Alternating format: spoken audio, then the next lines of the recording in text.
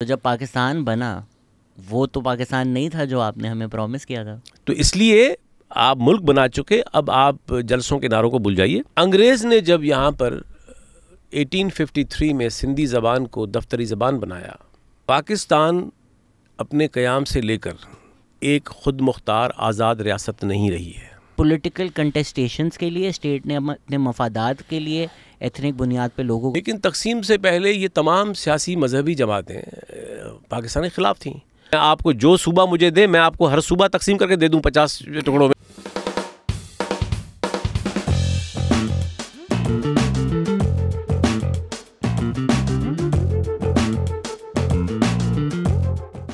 Hello السلام علیکم. بڑے سالوں سے آپ لوگ کہہ رہے ہیں کہ کب آپ جامی چانڈیوں کو بلائیں گے. جب سیف سمجھ جو آئے ہوئے تھے ہم نے وعدہ بھی کیا تھا کہ ہم جامی چانڈیوں کو بلائیں گے. فائنلی ہمارے وقت، ہمارے رستے، ہمارے شہر مل چکے ہیں. سندھ کے ایک ٹاورنگ انٹلیکچوئل فگر ہیں، کئی ان کی کتابیں ہیں، فیڈرلزم پہ بہت زیادہ کام ہے، تصوف پہ بہت زیادہ کام ہے. ان سے کچھ باتیں کریں گے، سندھ کے بارے میں جانیں گے، اور کچھ ریسنٹلی آپ نیوز میں ان کو غلط وجہوں سے دیکھا ہوگا، کچھ انہوں نے غلط نہیں کیا، ان کے ساتھ غلط ہوا، وہ بھی ڈسکس کریں گے. کیسے ہیں سر؟ کیسے ہیں آپ صاحب؟ ٹھیک ہیں، خیریت سے ہیں؟ بالکل ٹھیک سر. آپ کا ہم نے بہت کام سنا، بہت آپ سے سیکھنے کو ملا ہمیں. تو تاریخ میں جانے سے پہلے میرے خیال سے حال میں جو ہوا ہے، حال اور ہمارا تاریخ اوور لیپ ہی ہو گئے ہیں، تو حال سے شروع کرتے ہیں. کیا ہوا سندھ رواداری مارچ پر؟ دیکھیے، سندھ رواداری مارچ کے ساتھ جو ہوا، اب اس کو اتنا سگنیفائی کرنے کا میرے خیال سے وہ ہو چکا. اصل بات جو ہے وہ یہ ہے کہ وہ ایک تسلسل تھا جو 13 مارچ کو یہاں پروٹیسٹ تھا، کہ جو مذہبی انتہا پسندی اور سماج کا بدلتا ہوا فیبرک پورے ملک بھر میں ہے. تو بڑے زمانے سے سندھ کے لوگوں کو یہ گمان رہا کہ شاید وہ آگ یہاں نہیں آئے گی، وہ انتہا پسندی بہت سی وجوہات کی بنیاد پر یہاں شاید نہیں آئے گی. لیکن ظاہر آپ کو جانتے ہیں کہ سماج زندہ حقیقت ہوتے ہیں اور وہ آرگینک ہوتے ہیں، تو اس لیے وہ کبھی جامد نہیں ہوتے، وہ آگے بڑھ سکتے ہیں، وہ پیچھے جا سکتے ہیں. تو یہ جو واقعہ ہوا ڈاکٹر شاہ نواز کا، حالانکہ اس سے پہلے بھی واقعات ہو چکے ہیں. لاڑکانہ میں دھرم شالہ کو جلایا گیا تھا، بھورو بھیل کی لاش کو قبرستان سے نکال کر پھینک دیا گیا کہ اس قبرستان میں فرشتے نہیں آئیں گے، اور بہت سے ایسے واقعات پہلے بھی ہو چکے تھے. لیکن یہ اس اسکیل کا اپنی نوعیت کا پہلا بڑا واقعہ تھا. تو اس نے جیسے بالکل ہلا کے رکھ دیا پورے سماج کو. تو میں سمجھتا ہوں کہ یہ سندھ کا ابھی تک یہ ایک خوش آئند بات ہے کہ ابھی تک وہ سندھ کا جو ایک تاریخی روادار اور سیکولر مزاج ہے، اس نے اس دفعہ، اور پروگریسو تھاٹ نے ایک جرأت کا مظاہرہ کیا. تو میں تو ان دنوں لندن تھا، اور لیکن پورے سندھ کے معاشرے نے جس طرح سے اس کو ریسپونڈ کیا، اور سب سے بڑی بات یہ تھی کہ اس دفعہ وہ پیش قدمی سب سے پہلے ہماری بچیوں نے کی، خواتین نے کی. یہ بھی ایک بڑی خوش آئند بات ہے کہ اس ایسے حساس موضوع پر انہوں نے امر کوٹ میں مظاہرہ کیے، اور سوشل میڈیا پر، اور پورے پھر سارا سماج کو اٹھ کھڑا ہوا. تو اس تسلسل میں 13 تاریخ کو کراچی میں بھی مارچ تھا جو بہت پیسفل تھا. اس میں سب قلمکار تھے، کچھ سیاسی کارکن تھے، کچھ وکلاء تھے، کچھ مطلب اس طرح کے لوگ تھے سب. تو اس پر جس طرح سے ریاست نے اور حکومت نے تشدد کیا، اور جس طرح اس کو کیا، وہ ساری دنیا کے سامنے آیا. لیکن میں سمجھتا ہوں کہ سندھ کی اس مزاحمت نے نہ صرف سندھ کے اندر پر ملک بھر میں تمام پروگریسو لوگوں کو حوصلہ دیا کہ نہیں، اگر سماج اٹھ کھڑا ہو اور ضروری وقت پر اپنی حصے کی، جو فیض صاحب نے کہا تھا ہمت کفر، اگر اس کا مظاہرہ کیا جائے تو پھر سماج کو یرغمال ہونے سے بچا سکتے ہیں آپ. تو میں اس پر اتنا فوکس نہیں کروں گا کہ ہمارے ساتھ کیا ہوا، ٹھیک ہے، سمبل بن جاتا ہے. آپ نے اگر خواجہ اسلم کی کتاب کا کور بھی دیکھا ہو، بڑی ایم آر ڈی کی فیمس موومنٹ ہے. اب اگر اس وقت کا لگا تو ہو سکتا ہے آپ کی بیٹی کی تصویر تو میں سمجھتا ہوں کہ یہ مراحل آتے ہیں. لیکن اس کا سب سے بڑا پہلو یہ ہے کہ اس واقعے نے، اس مزاحمت نے ملک بھر میں لوگوں کو حوصلہ دیا، اور اس خوف کے حصار کو توڑ دیا کہ اگر آپ توہین رسالت کے نام پر، مطلب ہم میں سے کوئی بھی شخص توہین رسالت کی حمایت نہیں کر سکتا، اور تمام مذاہب، تمام پیغمبر سب قابل احترام ہیں. لیکن مذہب کے نام پر آپ اس طرح یرغمال کر لیں گے سماج کو، اور ایک ہجوموں کے ذریعے آپ انصاف کے تقاضے اپنے تصورات کی بنیاد پر پورے کرنے کی کوشش کریں گے، تو یہ ناقابل قبول ہے. تو میں سمجھتا ہوں کہ یہ واقعہ صرف کراچی میں نہیں ہوا, صوبہ سندھ جس کا کراچی حصہ ہے نہیں ہوا, یہ پورے ملک بھر میں اس نے اس خوف کو توڑا ہے. تو میں ہر اس دوست کو, ساتھی کو مبارکباد دوں گا جو اس میں شامل تھے اور جنہوں نے اپنے حصے کی لاٹھیاں بھی کھائیں, اپنے حصے کی آواز بھی سامنے لے آئے. اور تو میں سمجھتا ہوں کہ یہ پاکستان کے اندر جو ترقی پسند اور روشن خیال مزاحمت کی ایک تاریخ ہے, تو یہ واقعہ بھی اس تاریخ میں رقم ہو گیا.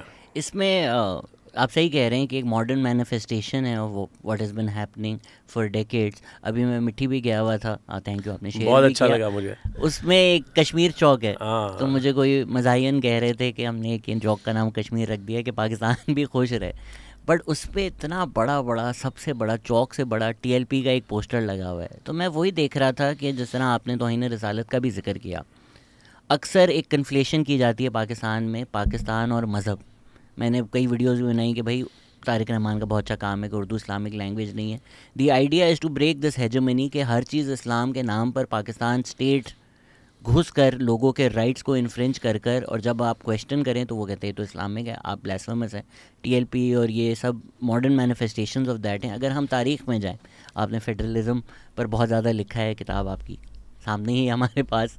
تو سندھ نے جس پاکستان کے لیے سائن اپ کیا تھا, آپ نے فیض صاحب کا بھی ذکر کر دیا, تو یہ داغ اجالا, یہ شف قصیدہ سحر, تو سندھ کی بھی تو وہی کیفیات تھیں کہ 1940 کا جو آپ نے ہم سے وعدہ کیا, جس کی بیسس پر ہم نے آپ کو ووٹ دیا, تو جب پاکستان بنا وہ تو پاکستان نہیں تھا جو آپ نے ہمیں پرومس کیا تھا. صحیح کہہ رہے ہیں شہزاد. دیکھیں نا, یہ جو ایک سپرفیشل طریقہ تو یہ ہے کہ ہم انفرادی واقعات کو وقتی واقعات سمجھیں, لیکن ہم جو تاریخ کے طالب علم ہیں وہ تو ظاہر ہے کہ ان واقعات کو ایک بڑے پیمانے میں دیکھتے بھی ہیں, اس کا جائزہ بھی لیتے ہیں. تو آپ نے خود درست کہا کہ یہ بہت پاکستان کی ریاست کے جو بہت بنیادی سوالات ہیں, تضادات ہیں, بحرانات ہیں, ان میں ایک بہت بڑا بحران یہ بھی ہے کہ ریاست اور مذہب کا جو گٹھ جوڑ ہے. اور المیہ دیکھیں کہ وہ تمام مذہبی جماعتیں جو تقسیم سے پہلے, میں آزادی نہیں کہوں گا, وہ تو ابھی مطلب وہ جو فیض صاحب کی بات کہ چلو کہ وہ منزل ابھی نہیں آئی, لیکن تقسیم سے پہلے یہ تمام سیاسی مذہبی جماعتیں پاکستان کے خلاف تھیں. اور جیسے ہی تقسیم ہو گئی اور ملک بن گئے, تو ایک آپ نے سنا ہوگا کہ جب ان سے پوچھا گیا ان جماعتوں سے کہ اب آپ کیسے حمایتی بن گئے ہیں, تو بڑی دلچسپ ایک دلیل سامنے آئی تھی. انہوں نے کہا کہ یہ مولانا شبیر احمد عثمانی صاحب سے بات منسوب ہے کہ انہوں نے کہا کہ ہاں پاکستان ہمارے لیے مسجد کی طرح ہے, نہیں بنی تھی تو ہم خلاف تھے اور بن گئی ہے تو ہم اس کے وارث ہیں.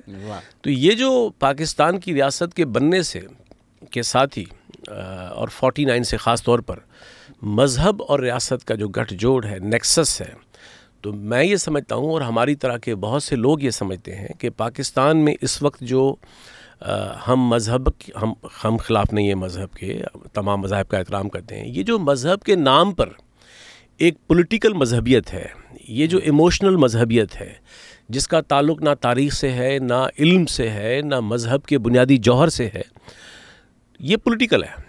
تو آپ دیکھتے ہیں کہ یہ سب اس کا لازمی نتیجہ ہے.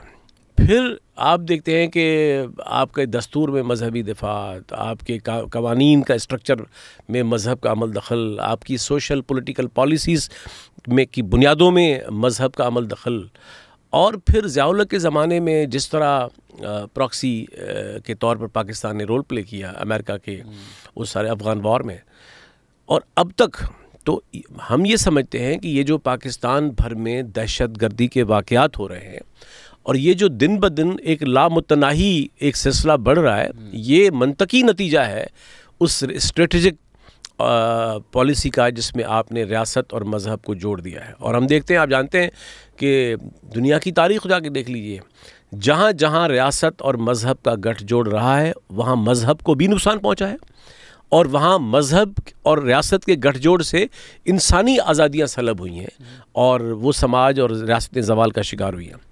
دوسری بات جو آپ کے سوال میں تھی, وہ آپ نے اچھا کیا کہ تاریخ کو بھی چھیڑ دیا, میں نے اس پہ لکھا بھی بہت ہے اور پڑھاتے بھی بہت ہیں ہم اس کو. دیکھیں پاکستان کے بننے کے بارے میں بڑے متنازع اور متضاد بیانیے ہیں. مذہبی جماعتوں سے پوچھیں گے تو وہ کہیں گے بنا ہی اسلام کے لیے تھا، حالانکہ 1906 کی مسلم لیگ کے قیام سے لے کر اور 1947 انڈیپینڈنس ایکٹ تک ایک بھی ڈاکومنٹ نہیں ہے آفیشل. تقاریر کی ہم بات نہیں کر رہے کہ جلسوں میں آپ کیا کہتے پھر رہے تھے. ایک بھی آفیشل موقع نہیں ہے جہاں پہ یہ تصور موجود ہو تحریری صورت میں کہ یہ ملک 38 کے بعد ڈیمانڈ ہوئی آفیشل. آئینی معاملات تھے، قانونی معاملات تھے، حقوق کے معاملات تھے، نمائندگی کے معاملات تھے. لیکن تو یہ جو بیانیہ ہے کہ ایک طرف مذہبی جماعتیں یہ کلیم کرتی ہیں اور پاکستان کی ریاست کا بیانیہ بھی یہ ہے، ہم تو یہ سمجھتے ہیں کہ تقسیم ہند جو ہوئی اس کے بہت سے اس کے بارے میں نیریٹیوز ہیں، لیکن ایک پہلو یہ بھی ہو سکتا ہے دیکھنے کا کہ کسی متفقہ وفاقی ڈھانچے پر اتفاق نہ ہو پانا بھی ایک سبب تھا جس کے نتیجے میں تقسیم ہو گئی. اور آپ نے درست کہا کہ سندھ نے 1943 میں پہل کی اور ریزولوشن پاس کیا پاکستان میں شمولیت کا، تو ظاہر ہے اس کی بنیاد 1940 کی ریزولوشن تھی. 1940 سے پہلے اجلاس تو ہوا تھا کراچی میں 38 میں، جہاں یہ مطالبہ ہوا تھا عبداللہ ہارون کی میزبانی میں، اور سب جی ایم سید صاحب اور سب لوگ تھے اس میں، جناح صاحب بھی تھے. لیکن 1940 کے ریزولوشن نے آپ کو پتہ ہے کہ 37 کے انتخابات میں مسلم لیگ ہر اس صوبے سے ہار گئی تھی جہاں مسلمان میجورٹی میں تھے، اور وہ جیتی ہی اقلیتی صوبوں سے تھی، مائنورٹی صوبوں سے ہی جیتی تھی وہ زیادہ تر. تو جہاں مسلمان اکثریتی علاقے تھے وہاں سے تو مسلم لیگ تھی نہیں. یہ 1940 ریزولوشن تھا کہ جس کے بعد مسلم لیگ نے مومنٹم پکڑا اور ایک مقبولیت کا ایک حد تک سلسلہ شروع ہوا. اس کا سبب یہ تھا کہ کہا گیا کہ ہندوستان کے اندر 2 کانٹیگیوس زونز ہوں گے، یعنی اس زمانے میں 11 جو 1935 کا آخری انڈیا ایکٹ آیا تو 11 صوبے تشکیل پائے. 11 صوبوں میں سے 6 صوبے وہ تھے کہ جہاں ہندو آبادی میجورٹی میں تھی، اور 5 صوبے وہ تھے کہ جہاں مسلم میجورٹی کے علاقے تھے. تو اس سارے تناظر میں آپ جانتے ہیں کہ 40 میں یہ مطلب ڈیمانڈ یہ ہوئی، مطالبہ یہ کیا گیا کہ ہم ایسی کوئی اسکیم تسلیم نہیں کریں گے جس میں یہ جو 2 زونز ہیں، 6 صوبے ایک طرف 5 ایک طرف، اس کو ہم فیڈرلزم کی زبان میں کہتے ہیں زونل فیڈرلزم، کہ 2 زونز ہوں. ایسے ماڈل دنیا میں بہت سارے ہیں.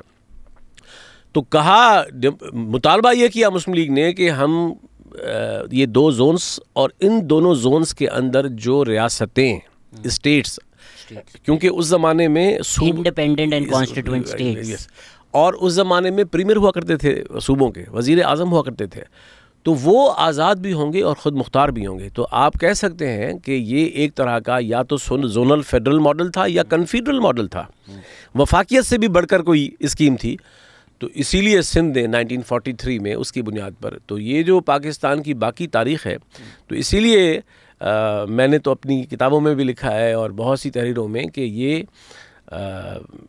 جو بعد کی پاکستان کی تاریخ ہے وہ حقیقت یہ ہے کہ اس عمرانی معاہدے کی نفی کی تاریخ ہے. کیونکہ دنیا کی تمام فیڈریشنز، دنیا میں 29 فیڈریشنز ہیں اچھی بری سب ملا کے، دنیا کی تمام فیڈریشنز تاریخی قومیں نہیں ہیں.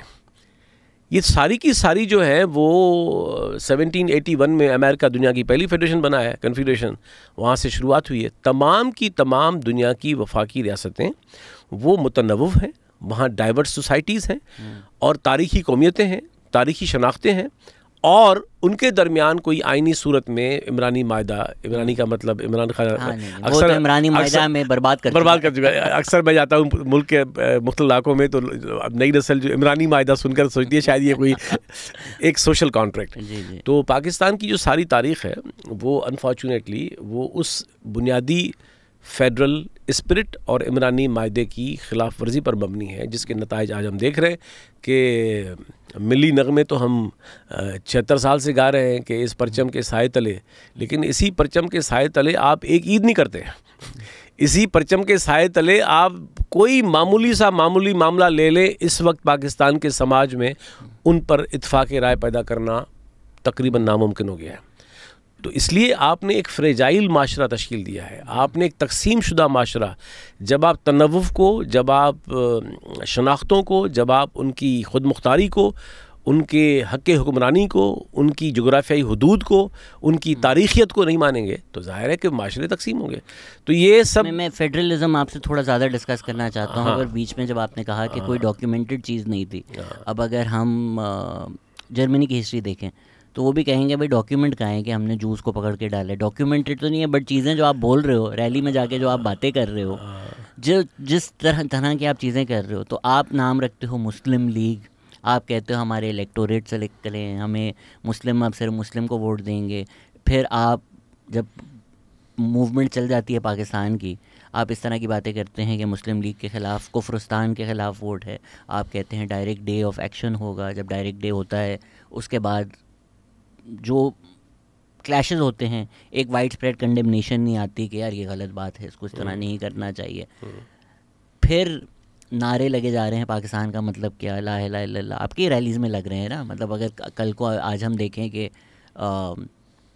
پی ٹی ایم بولے ہماری کس ڈاکیومنٹ میں لکھا ہوا ہے یہ جو دہشت گردی وردی, بھائی جب ہر ریلی میں لگ رہا ہے تو پھر آپ ہی کا نعرہ ہو گیا نا. تو یہ ہم کیسے کہہ سکتے ہیں کہ بھائی ڈاکیومنٹ میں نہیں ہے کہ پاکستان ایک اسلامک ملک بننا چاہ رہا تھا, جبکہ وہ جو بیچا جا رہا تھا, اس کی جو کیمپین کی جا رہی تھی, اس کے جو نعرے لگائے جا رہے تھے, اسی لیے لگائے جا رہے تھے. اور وائلنس بھی جو ہوا وہ اسی لیے ہوا کہ جب ہمیں بولا جا رہا ہے کہ بھائی جب اسلام کے نام میں بن رہا ہے تو ہندو یہاں کیوں رہ رہے ہیں, اس لیے ان لوگوں نے ماننا شروع کر دیا.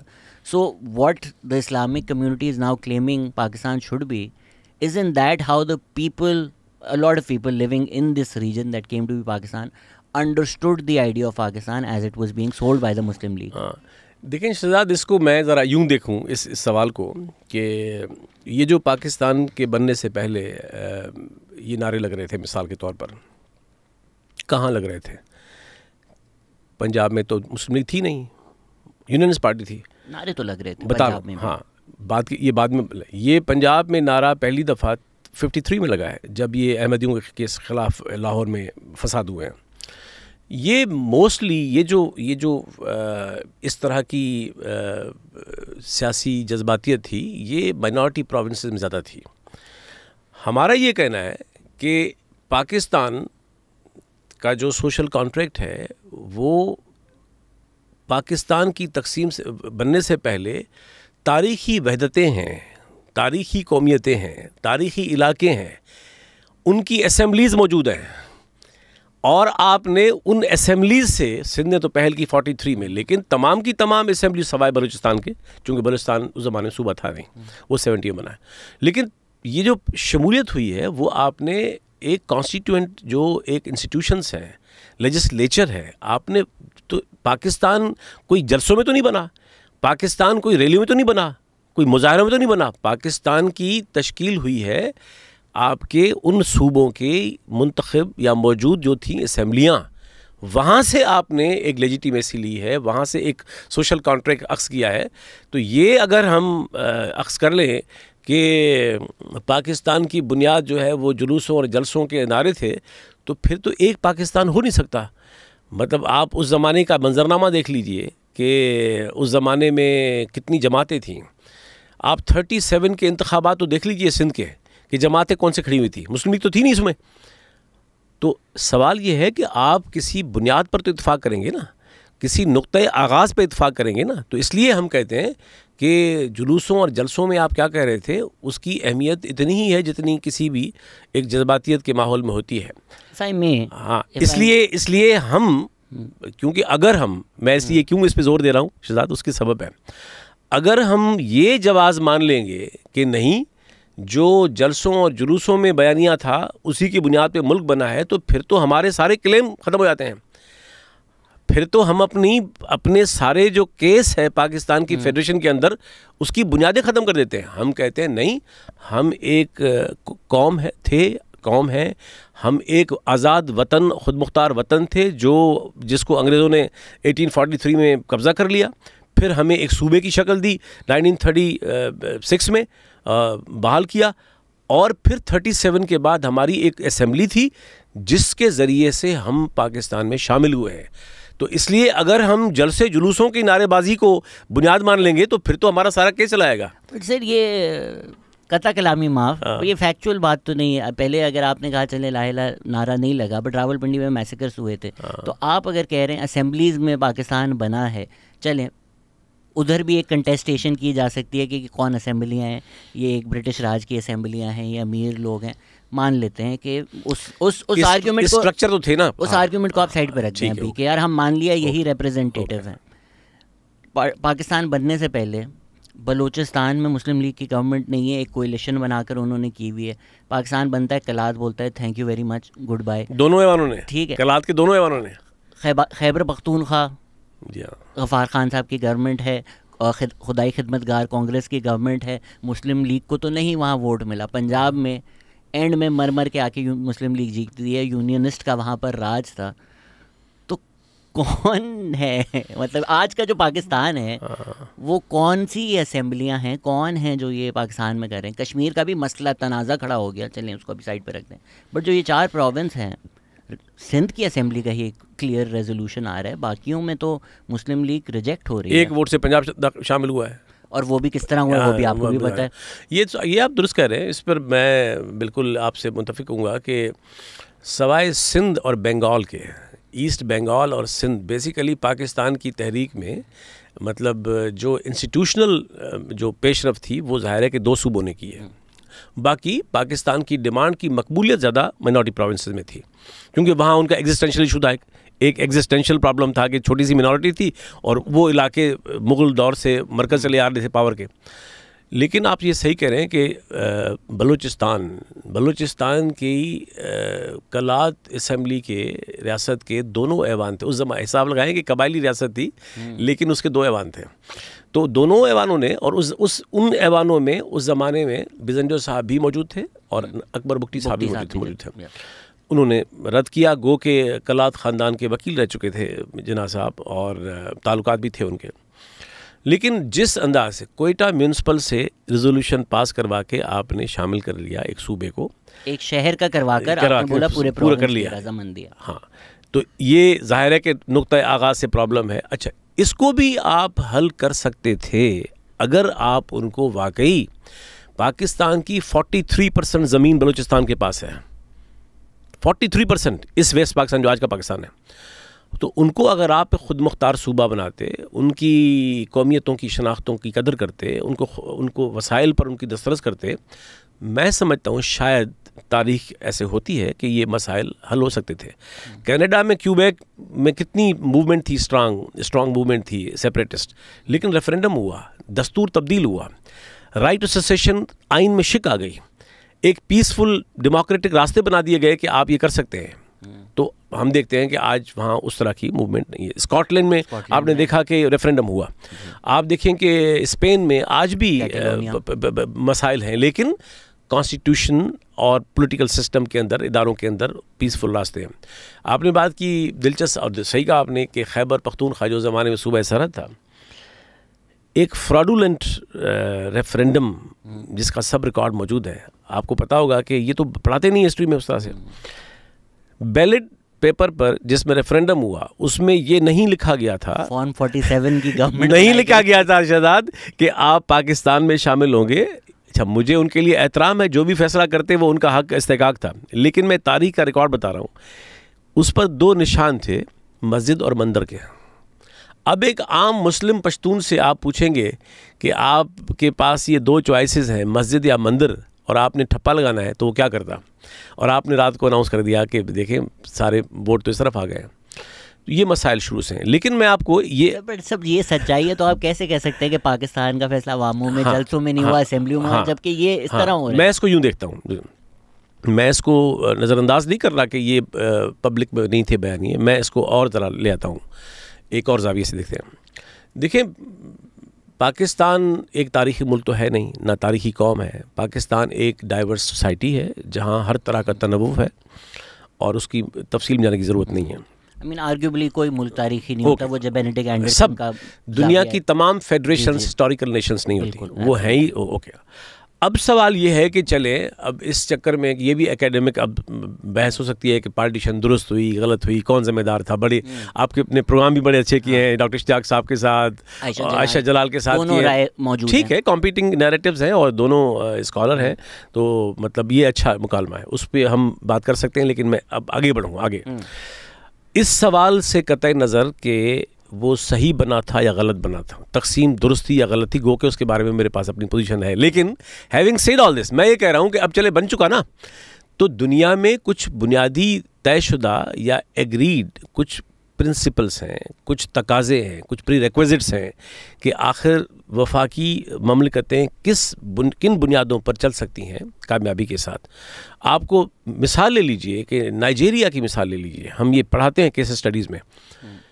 تھن مارجن ہے مسلم کرسچن پاپولیشن کے درمیان, آئل اور گیس میں سے سرشار ملک ہے, تنازعات بہت تھے, لیکن آپ نے دیکھا کہ انہوں نے بڑی حد تک, ایتھیوپیا جیسا غریب ملک 73 وہاں زبانیں ہیں ان کی آفیشل زبانیں ہیں, لیکن انہوں نے مسائل کو حل کیا ہے. آپ دیکھیں کہ بیلجیم ہے, فلیمش اور فرینچ کانفلکٹ ہے, ہر گلی میں فرینچ فلیمش ساتھ رہتے ہیں, اور وہ ایک پیرینیل کانفلکٹ تھا. آج وہ حل کر چکے ہیں اپنے اس کانفلکٹ کو. کینیڈا کی مثال ہم نے دی. آپ جائیے لیٹن امریکہ میں, چاروں کی چاروں فیڈریشنز ہیں, دنیا جہان میں جائیے. تو آخر میرا یہ کہنا ہے کہ اس بحث سے قطع نظر کہ صحیح بنا غلط بنا بن چکا تھا, تو اس کو ڈھنگ سے چلانا تھا. اب آپ نے وہی اصول طے کرنے تھے. اب آپ جلسوں کے نعروں کی بنیاد پر تو نہیں چلائیں گے ملک کو. اب تو آپ نے ریاست بنا لی ہے جس کا دستور کہتا ہے کہ وہ فیڈریشن ہے اور تقاضے اس کے ہوتے ہیں. تو پرابلم یہ ہے کہ آج 76 سال گزر چکے ہیں, نہ یہ ریپبلک ہے نہ یہ انکلوسیو فیڈریشن ہے. کاغذات میں ہے, پیپرز میں ایک حد تک ہے, لیکن صورتحال کیا ہے عملاً. تو میرا یہ کہنا ہے کہ پاکستان کے سارے ریاستی بحرانات, وہ کانسٹیٹیوشنل ہوں, وہ پولیٹیکل ہوں, وہ سوشل ہوں, وہ کلچرل ہوں, اور وہ انٹر پروونشل ہوں, انٹر گورنمنٹل ہوں, یا جو آج ہم دیکھ رہے ہیں پاکستان میں مذہبی, یہ تمام معاشی کرائسس ہو, یہ سفارتی کرائسس ہو, یہ تمام کے تمام بحرانات لازمی نتیجہ ہے اس بے سمتی کا, غلط سمت پکڑنے کا جو ہم نے شروعات سے لے لی تھی. اب آج جو میں تو ایک بطور تاریخ طالب علم کے کبھی سوچتا ہوں شہزاد کہ اگر کوئی اس کو درست بھی کرنا چاہے تو شروعات کہاں سے کرے گا وہ. مطلب اتنا بگاڑ چکے ہیں آپ. تو اس لیے آپ ملک بنا چکے, اب آپ جلسوں کے نعروں کو بھول جائیے. اب آپ کے پاس صوبے تھے, آپ کے پاس وحدتیں تھیں, آپ ان کے پاس آپ جو دنیا میں نارمس ہیں. تو میں سمجھتا ہوں کہ اگر ہم اس سے قطع نظر کے درست یا غلط بنا تھا چلاتے تو آج ہم کچھ اور کر رہے ہوتے. تو یہ جو سارا پیرینیل مستقل ایک بحرانات کی لمبی لامتناہی فہرست ہے, وہ حل ہونے کو نہیں, مزید خراب ہونے کو اور پیچیدہ در پیچیدہ ہونے کو جا رہی ہے. سبب اس کا وہی ہے. آخری بات کروں اس ضمن میں سوال پہ, آج بھی آپ کو نعروں نے یرغمال کیا ہوا ہے. تقسیم سے پہلے کے نعروں کا شکار صرف نہیں ہم, پاکستان کی ساری مذہبی جماعتیں, میں ان کا قدر احترام کرتا ہوں. اگر وہ پیسفل ہوں گی تو جو پیسفل ہے ان کا احترام کرتے ہیں ہم, جو ڈیموکریٹک ایک نارم سے کام کرتی ہیں, ہمیں ان کے لیے احترام ہے. لیکن آپ پاکستان کی تمام تاریخ دیکھ لیجئے کہ یہ گورنمنٹ کا ڈیٹا ہے, الیکشن کمیشن کا ڈیٹا ہے, کہ پاکستان کی تمام تاریخ کے تمام انتخابات میں سے آپ ووٹ نکال لیجئے ریشو, تو 3.1% ووٹ پڑا ہے مذہبی جماعتوں کو. اب 3% ووٹ لینے والی تمام جماعتیں ایک ساتھ, اب بتائیے کہ آپ ان کے ہاتھوں یہ کتنا یرغمال ہے. آپ دستور میں ترامیم کر کے دکھا دیجئے, آپ پاکستان کے دستور میں کوئی ڈھنگ کی ترامیم کر کے دکھا دیجئے جن کا تعلق مذہب سے ہو. تو میں یہ کہہ رہا ہوں کہ یہ جو ایک مستقل مسئلہ ہے کہ آج تک آپ ان نعروں سے اور یہ جو پبلک کے اندر جو ہجوم ہے, ہجوموں کے نعروں اور ہجوموں کے بیانیوں سے آپ یرغمال رہیں گے تو پاکستان کا کوئی فیوچر نہیں ہے. یہ آج تک ہم اس کو بھگت رہے ہیں. اس لیے آپ کو ریفر کرنا پڑے گا پھر کہ صوبے ہیں, وہ وحدتیں ہیں, خود مختار وحدتیں ہیں, آپ کو ان کی منتخب اسمبلیوں کے معرفت اس ملک کو چلانا ہوگا. بٹ سر, ہجوم کا ایک نیکسس بھی تو ہے پاورفل لوگوں کے ساتھ. پاورفل لوگ ہجوم کو اور ان پارٹیز کو استعمال کرتے ہیں. اب فیڈرلزم کا جو آپ ڈھانچہ ہمیں بنا کر دے رہے ہیں, اٹس لائک وہ ماں باپ نہیں بولتے کہ یار ہمارا بیٹا تو بہت اچھا ہے, ہم نے سپنا دیکھا تھا کہ یار یہ بچے ہوں گے, گھر میں نوکری بھی کرے گا, گھر میں جاؤ تو بیوی کو مارتا ہے. تو پاکستان کا فیڈرلزم کا ہم ڈھانچہ بولیں, 1940 کا بھی جو تھا ریزولوشن 1946 میں ہم نے ایڈٹ کر دیا, پاکستان بن گیا. پارٹیشن پہ ہم نہیں ڈبیٹ کرتے.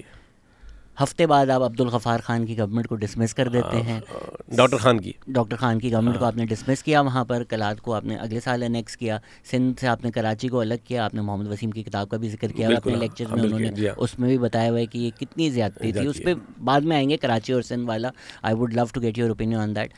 پر سندھ اس پہ ریزولوشن پاس کرتا ہے, آپ بولتے ہیں بڑا تو نے ریزولوشن پاس کیا, آپ اسمبلی ڈیزالو, ایوب کھوڑو کی گورنمنٹ ڈیزالو کر دیتے ہیں, قائد اعظم اپنے دوست کو گورنر لگا دیتے ہیں وہاں پر. 1954 میں ایسٹ پاکستان میں جب لیجسلیٹو اسمبلی کا الیکشن ہوتا ہے, مسلم لیگ آلموسٹ وہاں پر وائپ آؤٹ ہو جاتی ہے. تو یہ جو رضامندی, عوامی رضامندی, اسمبلیز, فیڈرلزم کا ایک تصور, یہ تو پاکستان میں شروع سے ہمیں نظر ہی نہیں آ رہا جو طرز ریاست اور طرز سیاست اس ملک میں رہا ہے. دیکھیں نا, اس بات کو آپ درست کہہ رہے ہیں, یہ حقیقت تو یہی ہے جو آپ بتا رہے ہیں. اب اس کو یوں دیکھیے, دو بنیادی, بلکہ میں تین کہوں گا, تین بنیادی اس کی محرکات ہیں, اور جب تک ہم ان سے نہیں نکلیں گے ہم ان مسائل سے کبھی نہیں نکل پائیں گے. نمبر 1, پاکستان اپنے قیام سے لے کر ایک خود مختار آزاد ریاست نہیں رہی ہے. دنیا کے ایکیڈیمک سرکلز میں اور ڈومین میں اس کا نام ہے کلائنٹ اسٹیٹ. ٹھیک ہے نا. تو ظاہر ہے جب آپ اپنی خود مختاری بیچ دیں گے, جب آپ کا قیام ہو چکا ہے, آپ ملک بن چکے ہیں, تو سب سے پہلا بنیادی نقطہ یہ ہے, اور یہ جو کرائسس ہے خود مختاری کا, ہمارا کرائسس, میں تو اکثر لوگوں کو کہتا ہوں کہ ہم اس ریاست سے خود مختاری مانگ رہے ہیں جو اپنی خود مختاری آج تک حاصل نہیں کر سکی. تو ایک تو سب سے پہلی بات یہ ہے کہ آپ ایک نیشن اسٹیٹ تب بنتے نا, مطلب آپ نیشن اسٹیٹ کے طور پہ بنے تھے, چونکہ جو پوسٹ, تو میں نہیں کہوں گا نیو کالونیل ایرا تھا, اس میں جو دنیا جہان میں ریاستیں بنی, تو اس میں رجحان تو یہی تھا نا کہ اب ایمپائرز ٹوٹ رہی ہیں, اب دنیا جہان میں ایک نیا آرڈر آ رہا ہے, اور اس آرڈر کی بنیاد جو ہے وہ بیسیکلی نیشن اسٹیٹس پہ ہوگی. اور یہ جو مسلمان مخالفت کر رہے تھے تقسیم سے پہلے, اس کا بھی سبب یہی تھا مین, کہ یہ مذہبی جماعتیں کیوں خلاف تھیں پاکستان کے. خلاف اس لیے تھیں کہ وہ خلافت میں اعتبار کرتی تھی, خلافت جا رہی تھی. اب ان کے لیے ایک بڑا پرابلم تھا کہ اگر وہ قومی ریاست کو تسلیم کر لیتے ہیں ایک نیشن اسٹیٹ, تو اس کا مطلب کہ اب وہ خلافت کے تصور کو خدا حافظ کہہ رہے ہیں. اور اس ٹائم قائد اعظم کو غصہ آ گیا تھا کہ اگر کانگریس کے لیڈرز خلافت موومنٹ کو سپورٹ کر رہے ہیں تو بول رہے تھے یہ اتنا مذہب کو تم لوگ کیوں سپورٹ کر رہے ہو, اور قائد اعظم اس وقت وہ الگ بات کے بعد میں خود, وہ الگ بات کے جو انہی جناح صاحب نے بعد میں بدترین استعمال کیا 34 کے بعد مذہب کو بھی. اوکے, تو اب جو سوال ہے یہ کہ ایک خود مختاری کا سوال ہے. پاکستان ایک ہموار, ایک ہارمونیس, ایک متوازن ریاست اور فیڈریشن نہیں بن سکتی جب تک آپ کے فیصلے آپ کی سب سے جو سپریم باڈی ہے, پارلیمنٹ ہے, وہ نہیں کرے گی. آپ کرتے نہیں ہیں. اچھا اوکے. اب تو حال یہ ہے کہ آپ بجلی کا بل طے نہیں کر سکتے. اب تو حال یہ ہے کہ آپ عام زندگی کے معاملات جو ہیں, آج میں اخبار میں پڑھ کے آیا ہوں صبح کہ کل پھر انہوں نے شرائط لگا دی ہیں کہ بھائی یہ پیٹرول کی قیمتیں بڑھائیں سب. تو خود مختاری, ابھی انہوں نے بولا نا مدت ملازمت, میں نے بولا ملازمت تو آپ کہنا چھوڑ دیں, ہاں وہ چھوڑ دیں, اب تو ملک مدت ملکیت میرے خیال سے. تو میکرو معاملات اسٹریٹجک سے لے کر مائکرو معاملات تک, درمیان میں میزو بھی ہے, یہ تمام کے تمام معاملات آپ کی ریاست اب خود نہیں چلا رہی. اور ایک تو کرائسس پیرینیل ہے. دوسرا, پاور ڈی جور کہیں ہے اور ڈی فیکٹو کہیں اور ہے. تو یہ جو کھلا راز ہے, مطلب وہ جو کہتے ہیں کہ یہ چیز جو ہے وہ راز کی باتیں ہیں, جو نامعلوم ہے, سب کو معلوم ہے وہ کون ہے. تو پاکستان کی ریاست 76 سال گزرنے کے باوجود بھی ابھی تک آپ نے ڈی جور اور ڈی فیکٹو ڈومین رکھے ہوئے ہیں. دکھاوے کے لیے آپ کو کچھ اور چاہیے, اور ان ریئلٹی پاور کہیں اور ایگزسٹ کرے گا. یہ میں سمجھتا ہوں دوسرا بنیادی تضاد ہے کہ جب تک آپ یہ ٹرانسفر نہیں کرتے پاور کو, جیسا بھی ملک ہے, جیسی بھی اس کی صورتحال ہے, جیسے بھی صوبے ہیں, جیسی بھی اسمبلیاں ہیں, کہیں سے تو آغاز کریں گے نا آپ. تو اس لیے اب آج پاکستان میں کوئی کیوں نہیں اعتبار کرتا پارلیمنٹ پر. میں آپ کو آپ کے پروگرام کے آن ریکارڈ کہہ رہا ہوں کہہ رہا ہوں کہ میاں نواز شریف صاحب جب آئے تھے واپس مشرف صاحب کے زمانے میں، تو واپس آئے تو پی سی میں یہاں پر کراچی میں انہوں نے ہمیں بریک فاسٹ پہ بلایا. زائدہ حنا باجی تھی، الہی بخش سمرو تھے، احسن اقبال صاحب تھے، اور بہت سے لوگ تھے، جھگڑا صاحب تھے، غوث علی شاہ صاحب تھے، اور کافی انٹلیکچوئلس، اور مطلب وہ سب لوگ تھے اس میں. تو نذیر لغاری صاحب تھے، اور لوگ بہت تھے. تو ہماری طرف سے جو دوست ہم سب تھے، تو زائدہ حنا میری بڑی بہنوں کی طرح ہیں اور دوست بھی ہیں. تو انہوں نے ان کو کہا کہ ہماری طرف سے جامع آپ سے بات کریں گے، کہ بجائے کہ ہم سب انفرادی باتیں کریں تو ہماری طرف سے. تو میں نے بہت کھل کر میاں نواز شریف صاحب کے ساتھ رکھی باتیں، اور دلچسپ آپ کو بتاؤں لائٹر موڈ میں بھی. اور تو میں نے کہا میاں صاحب یہ جو آپ کہتے ہیں، جو انہوں نے اپنے ابتدائی کلمات میں کہا کہ ہم وہی مسلم لیگ ہیں کہ جنہوں نے پاکستان بنایا تھا. تو میں نے کہا اگر آپ وہی ہیں تو پھر یہ 1940 ریزولوشن کی سرپرستی یا اس کی وارثی یہ نیشنلسٹ کیوں کرتے پھر رہے ہیں؟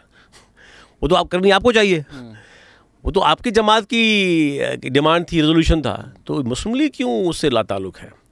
اس شریف آدمی نے کہا کہ میں نے تو وہ پڑھی نہیں ہے تو اس میں ہے کیا. بہت باتیں ہوئیں، اور مجھے یہ کہا کہ آپ جیسے لوگ ہماری صفوں میں آئیں اور تو شاید ہم یہ کر سکتے ہیں. تو میں نے مذاق میں کہا، آپ سب کھڑے ہوئے تھے، میں نے کہا اچھا 2 چھوٹے سے مسائل ہیں، وہ اگر آپ حل کریں گے تو میں سوچ سکتا ہوں. تو انہوں نے کہا ہاں ہاں بالکل، آپ بتائیے ہوتے ہیں. تو احسن اقبال صاحب پاس میں کھڑے تھے، وہ میرے دوست ہیں. انہوں نے ان کو کہا کہ آپ سن تو لیجئے، ان کو جانتے نہیں آپ ان کو. تو میں نے کہا کہ ایک تو نام بدل لیجیے پارٹی کا، کہ مسلم لیگ کیوں، شہریوں کے لیے کیوں نہیں. تو ہم تو یہ کمیونلزم جو ہے، یہ فرقہ واریت چاہے سیاسی ہو یا مذہبی ہو، اس کو نہیں مانتے. تو وہ مسکرائے. پھر میں نے کہا کہ رائٹ ونگ ہیں آپ پروکلیمڈ، تو ہم تو بائیں والے ہیں، تو یہ ذرا مسائل ہیں. پھر میں نے کہا کہ آپ جس بات کر رہے ہیں اس پارلیمنٹ کو تو ساورن کیجیے.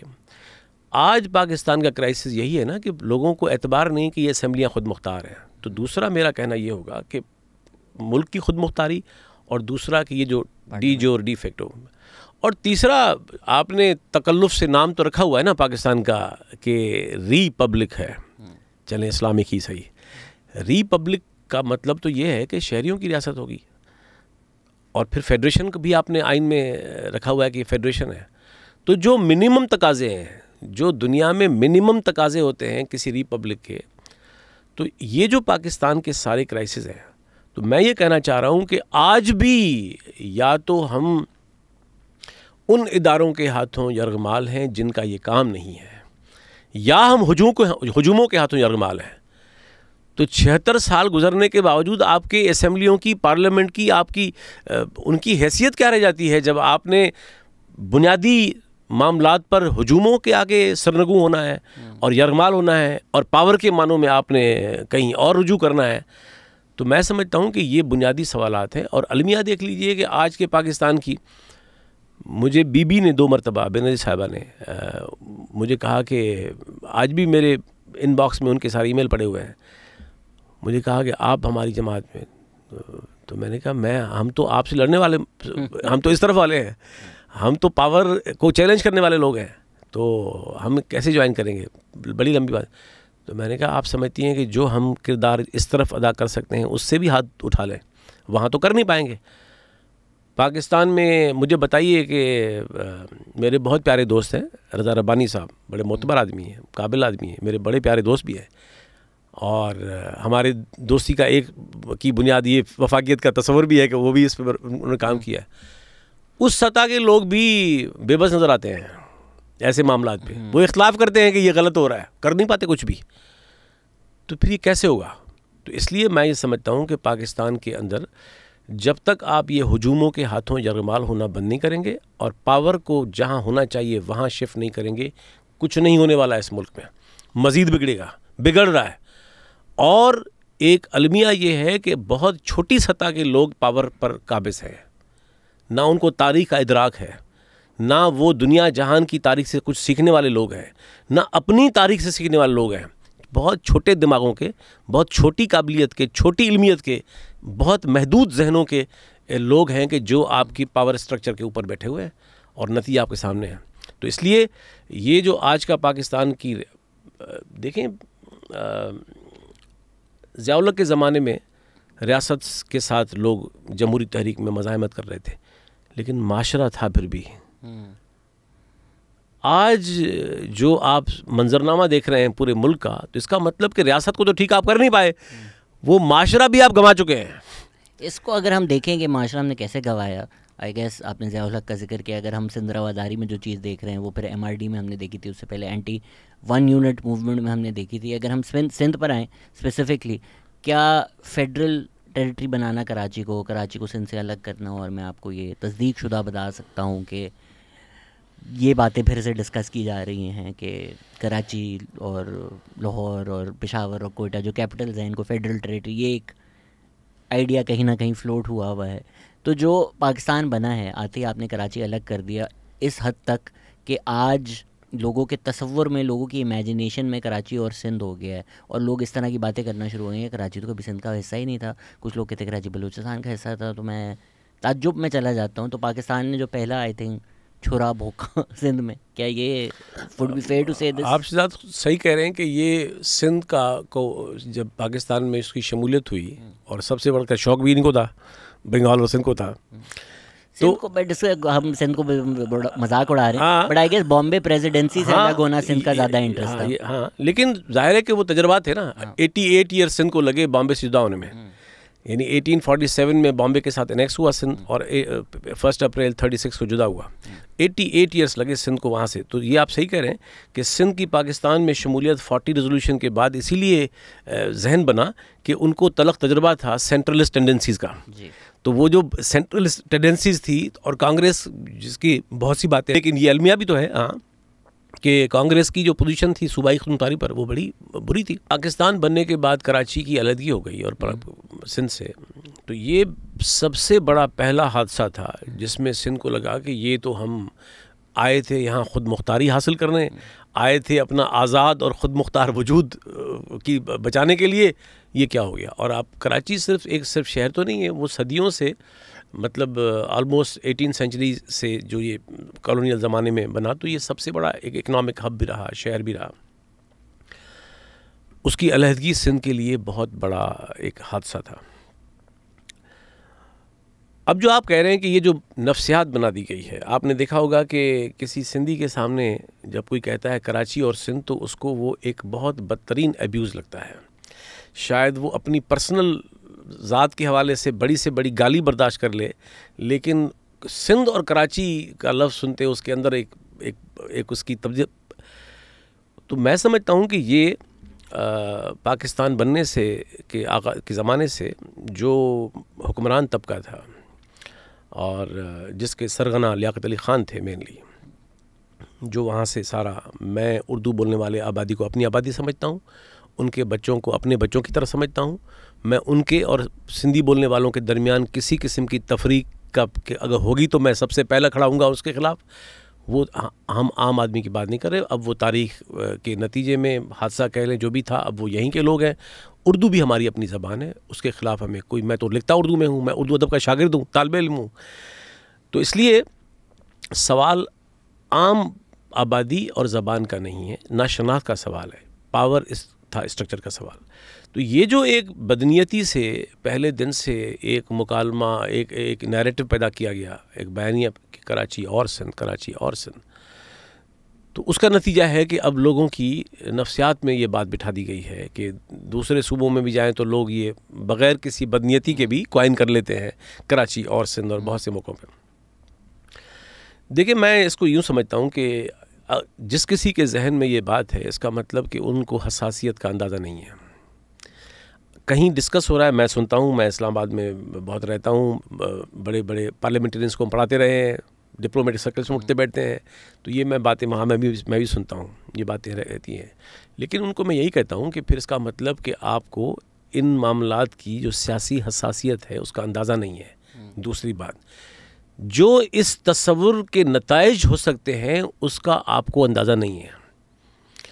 کراچی ظاہر ہے کہ اب سندھی واپس تو جا نہیں سکتے 47 میں کہ 47 سے پہلے جو آخری سینسس ہوا سب کانٹیننٹ کا، تو اس میں سندھ وہ واحد صوبہ تھا سب کانٹیننٹ کا، برٹش انڈیا کا، جس میں 97% آبادی سندھی اسپیکنگ لوگوں کی تھی. اب وہاں تو واپس جا نہیں سکتے آپ، تو اس لیے اب تو یہ جو ڈائیورسٹی ہے. لیکن آپ دیکھیں کہ پچھلے 30-35 سال میں سندھی اپنے تاریخی ارتقاء کے نتیجے میں جتنی مائگریشن ہوئی ہے اور ہوگی اس کو روکنا ناممکن ہے. تو اب سندھی کراچی کی شہری زندگی کا ایک سگنیفیکنٹ، مطلب ایک بہت ایک اردو بولنے والی آبادی کے بعد دوسرا بڑا جو گروہ ہے وہ سندھی اسپیکنگ ہے، اگر پورے کراچی کو آپ اس طرح سے لے لیں جس میں 7 ڈسٹرکٹس ہیں. اور یہ ایک لیونگ فنومینا ہے، یہ ایسا نہیں کہ یہ اسٹیٹک ہے، یہ ایک لیونگ فنومینا ہے، یہ آبادی بڑھے گی. تو اس لیے اگر کسی کے ذہن میں یہ ہے کہ یہ مطلب اس کو الگ کرنا ممکن ہے، اس کو نہیں ممکن الگ کرنا. کانسٹیٹیوشن میں پروویژن نہیں ہے اس طرح سے، کیونکہ کانسٹیٹیوشن کے اندر پروویژن یہ نہیں ہے کہ مرکز کر سکتا ہے. یہ اس ریسپیکٹو پروونس کی اسمبلی کی 2/3 اکثریت ہی فیصلہ کر سکتی ہے. ہاں ملک نہ رہے، خانہ جنگی ہو، پھر تو کیا ہمیں نہیں پتا کہ پاور طے کرے گا. لیکن جب تک آپ کا آئین ہے، جب تک ریاست ہے، تب تک تو آپ کی فیڈریشن کے پاس تو کوئی اختیار نہیں ہے. یہ اختیار صوبوں کے پاس ہے اور رہنا چاہیے. دنیا جہاں میں یہ نام ہوتا ہے. تو اس لیے میں سمجھتا ہوں کہ یہ اس کا حل کیا ہے؟ اس کا حل یہی ہے کہ انکلوسیو سوچ ہمیں اس کا حل ہو سکتا ہے کہ ہم قبول کریں کہ یہاں کی جو مستقل آبادیاں ہیں، میں اس میں سندھی تو پہلے سے موجود ہیں. اچھا، سندھی خود بھی تو ایک ڈائیورس آبادی ہے، اس کے اندر آپ کو ہر طرح کے لوگ ملیں گے. مطلب آپ کی زبانیں دیکھ لیں سندھ کی، آپ مثال کے طور پر سندھی تو ہے، سرائکی سندھی بولتے ہیں، بلوچی سندھی بولتے ہیں، براہوی سندھی بولتے ہیں، جدگالی سندھی بولتے ہیں، ڈھاٹکی سندھی بولتے ہیں، کچھی سندھی بولتے ہیں، گجراتی سندھی بولتے ہیں. مطلب آپ اور میں کہوں گا اب تو اردو بھی ظاہر ہے اس میں شامل ہے. تو سندھی جس کو کہتے ہیں وہ خود بھی کوئی ایک طرح کا ہوموجینک کوئی گروپ نہیں ہے. اس کے اندر دراوڑ ہے، اس کے اندر سماٹ ہے، اس کے اندر سندھی بلوچ نژاد سندھی ہے، اس کے اندر جو بھی سید کہتے ہیں خود اپنے آپ کو. اب مجھے نہیں پتا کہ وہاں سے آئے تھے یا یہیں کے لوگ ہیں، بہرحال جو بھی ہے، لیکن وہ اس کا حصہ ہے. اور پھر یہ ایک لیونگ فنومینا ہے. تو اس لیے اس کا حل کیا ہے؟ اس کا حل یہ ایک بہت بنیادی سوال ہے شہزاد. تقسیم در تقسیم در تقسیم در تقسیم مسائل کا حل نہیں ہے. ہمیں اپنے صوبے کے اندر بنیادی جمہوری جو تصورات ہیں دنیا جہان کے، شہریت کے، تو میں تو سمجھتا ہوں اردو آبادی ہماری اپنی زبان آبادی ہے، ان کی زبان ہماری اپنی زبان ہے، ان کی شناخت رہنی چاہیے.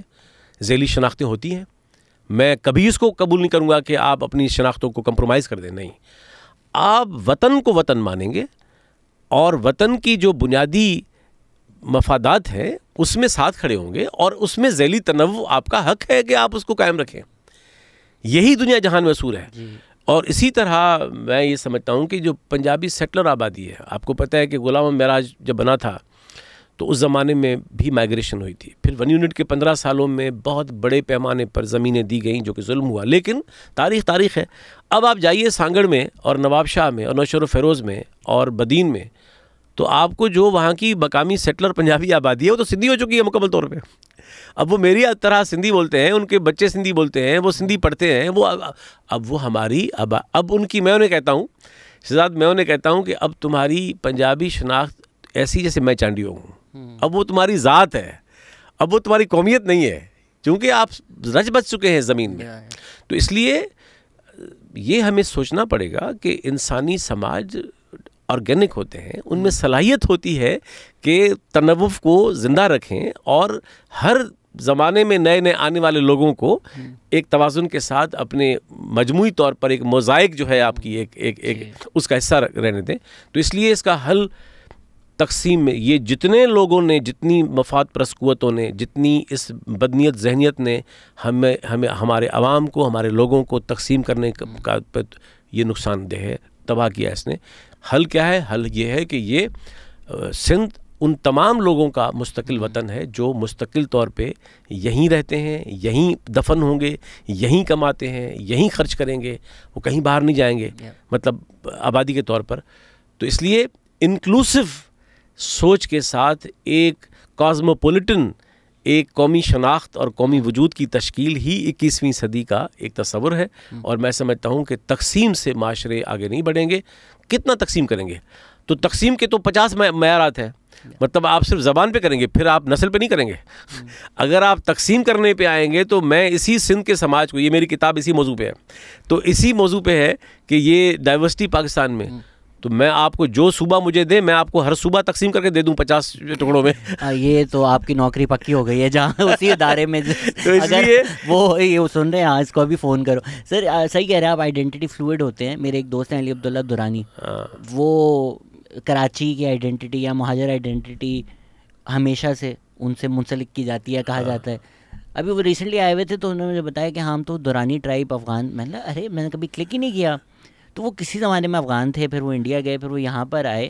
In terms of this identity آپ نے بھی اس کی ذکر کیا ہے کہ آئیڈینٹی تو باٹم اپ آتی ہے نا. ہم پاکستان میں ذرا الٹا اس کو کیا ہوا ہے. آپ شہر بھی لکھتے ہیں تو کراچی سندھ پاکستان لکھتے ہیں، لیکن آئیڈینٹی میں ہم بولتے ہیں اس کو اب الٹا کر دو، پاکستانی پہلے کرو. تو اپنی جو آپ کی آئیڈینٹی ہے وہ ہے، سب کا اپنا رائٹ ہے، سیلف آئیڈینٹیفائی کریں جو اپنے آپ کو بولنا چاہیں. جو ٹاپ ڈاؤن پاکستان کی آئیڈینٹی آئی ہے، not even just the Pakistani identity, but for instance جو مہاجر آئیڈینٹی بھی ایک پولیٹیکل آئیڈینٹی بن گئی، جس میں جو سب آئیڈینٹیز تھیں وہ بھی ضم کر دیا. ابھی آپ نے گجراتی بات کی، پاکستان کی جو گجراتی کمیونٹی ہے، جو گجراتی اسپیکنگ کمیونٹی ہے، جو میمن ہے، وہ اردو اسپیکنگ کمیونٹی میں تصور کیا جاتا ہے. گجراتی اسپیکنگ الگ زبان ان کی الگ ہے، ان کی نہیں ہے، ان کا کلچر الگ ہے، ان کی ہسٹری الگ ہے، بٹ وہ گجراتی اگلی جنریشن میں، وہ ماں باپ بھی اگر گجراتی جانتے ہوں یا نانا نانی دادا دادی جانتے ہوں، اگلی جنریشن کو نہیں پتہ. تو یہ جو ہم نے آئیڈینٹیز کو پولیٹیکل آئیڈینٹی کر دیا ہے، ایز اپوز ٹو چلیں جس کی جو آئیڈینٹی جو ہے، بٹ پولیٹیکل کنٹیسٹیشنز کے لیے اسٹیٹ نے اپنے مفادات کے لیے، ایتھنک بنیاد پہ لوگوں کو لڑوانے کے لیے، شہر پہ قبضہ کرنے کے لیے جو یہ کریشن آف پولیٹیکل آئیڈینٹیز کیا ہے، اس پہ کیا رائے آپ کی؟ دیکھیں یہ شہزاد بڑا حساس موضوع بھی ہے، اور اس کے کچھ ہم چونکہ تھیوری کے لوگ ہیں نا، تو ذرا تھیوری کا فریم ورک بنا لیں گے تو آسان ہو جائے گا. اس کی باقی خطرناک باتیں ہیں نا یہ، اس کے اطلاقی پہلو ہے. دیکھیں آئیڈینٹی ایک بڑا سینسٹیو اور حساس معاملہ ہے دنیا جہان میں. انسانی تاریخ میں تنازعات جو انسانوں کے درمیان یا گروہوں کے درمیان رہے ہیں، ان میں ایک بڑی وجہ، ایک بڑا محرک ڈائنامک ہمیشہ آئیڈینٹی بھی رہا ہے. اوکے، اچھا ایمپائرز کے زمانے میں اتنا شدید اس لیے نہیں تھا کہ اس میں ملٹی نیشنل یا ایک بڑی جیگنٹک قسم کی امپائرز تھیں، تو اس میں تو سب گم ہو گئیں. لیکن نیشن اسٹیٹ کے تصور کے آنے سے ہی اور فیڈریشن کے تصور کے آنے سے ہی جدیدیت کے زمانے میں شناختوں کا ابھرنا یہ ماڈرنٹی کا ایک ریفلیکشن ہے. مجھے اس سے کوئی پرابلم نہیں ہے کہ کوئی گروہ اپنی سیاسی شناخت کو قائم رکھے، اپنی لسانی شناخت کو، یا کوئی بھی اور شناخت ہے. شناختوں کا اصول یہ ہے کہ آپ کی شناخت بون آف کنٹینشن ہے، سورس آف کانفلکٹ ہے، یا آپ کی شناخت جو ہے ایک موزائک کا حصہ ہے، ایک رینبو آئیڈینٹی کا حصہ ہے. رینبو ایک ہے، وہ والا نہیں، ہاں لوگ جو سمجھیں گے وہ والا نہیں. تو اس لیے ذیلی شناختیں دنیا جہان میں ریئلٹی ہے، حقیقت ہے، بیوٹیفل ہوتی ہے. مجھے اگر کل کو اپنے سماج میں ہی، چلے میں سندھی ہوں اور بین سندھی ہوں، مجھے اگر کل کو اپنے سماج میں تنوع ختم ہو جائے اور مجھے ساری یکسانیت نظر آئے تو میں اس سماج کو کیا کروں گا؟ مطلب مجھے تو گھٹن ہوگی اس میں بڑی. تو ڈائیورسٹی برڈن نہیں ہے، ڈائیورسٹی بیوٹی ہے، اسٹرینتھ ہے. سوال یہ ہے کہ آپ ڈائیورسٹی شناخت کو کوئرسو معنوں میں رکھ رہے ہیں کہ امپوز کیا جائے، دوسروں کی کاسٹ پہ کر رہے ہیں، دوسروں کے ایگزسٹینشل خطرے کی بنیاد پر کر رہے ہیں.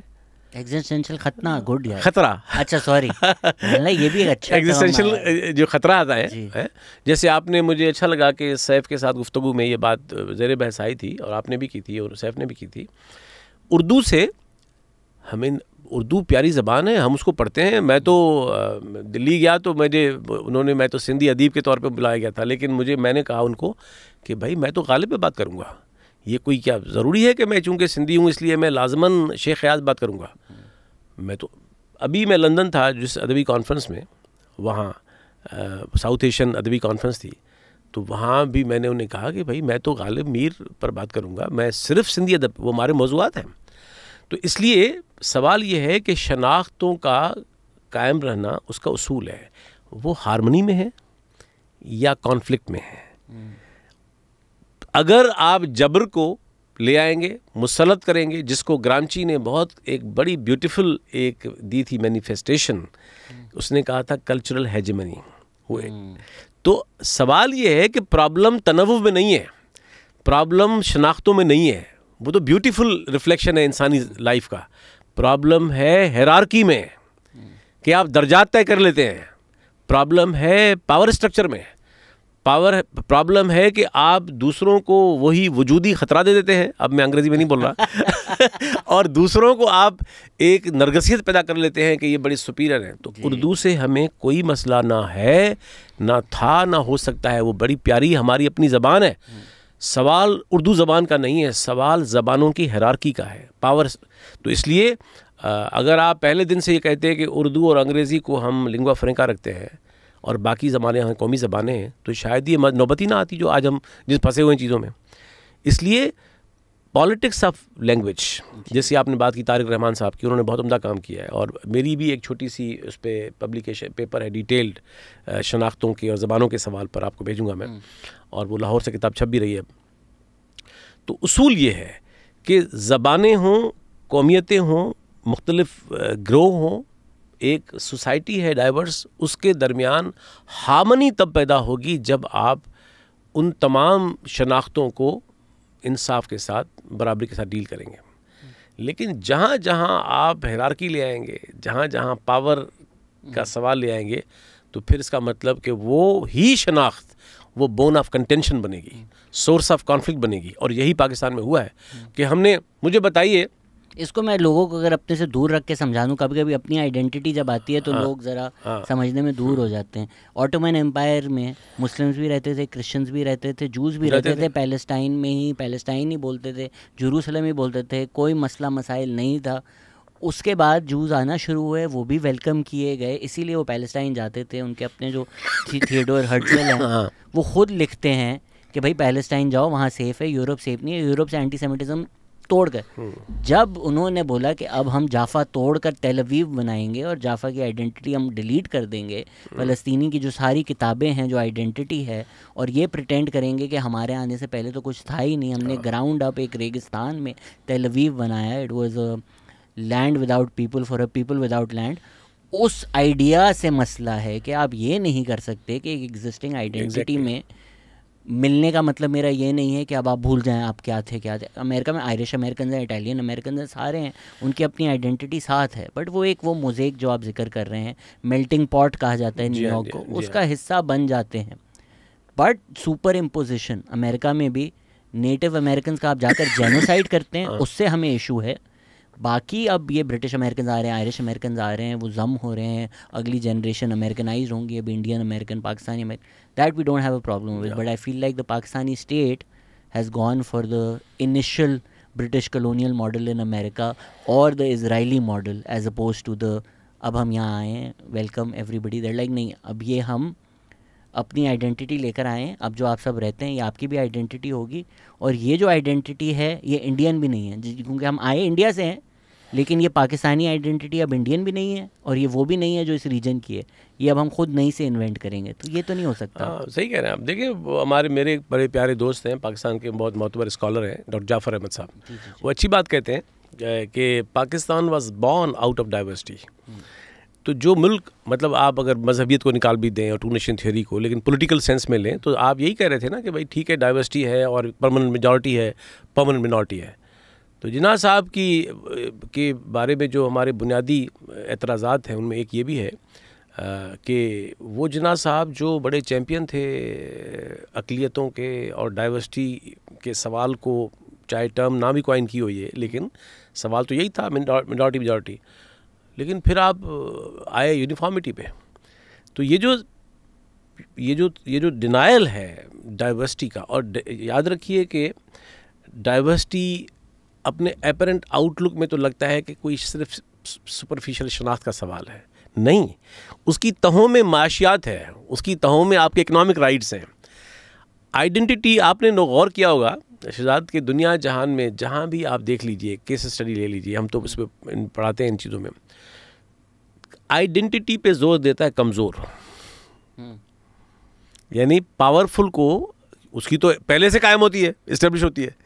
تو کمزور ہمیشہ اپنی اس کا سبب یہ ہے کہ کمزور اپنے آپ کو سگنیفائی نہیں کر پاتا. اس کے لیے سب سے پہلی شرط یہ ہے کہ وہ اپنی شناخت کو سگنیفائی کر کے اپنے لیے اسپیس بناتا ہے کہ مجھے سنا جائے. تو شناخت جو ہے وہ صرف ایسا نہیں ہے کہ وہ صرف رنگ کا، نسل کا، زبان کا، مذہب کا، کلچر کا، لباس کپڑوں کا نام ہے.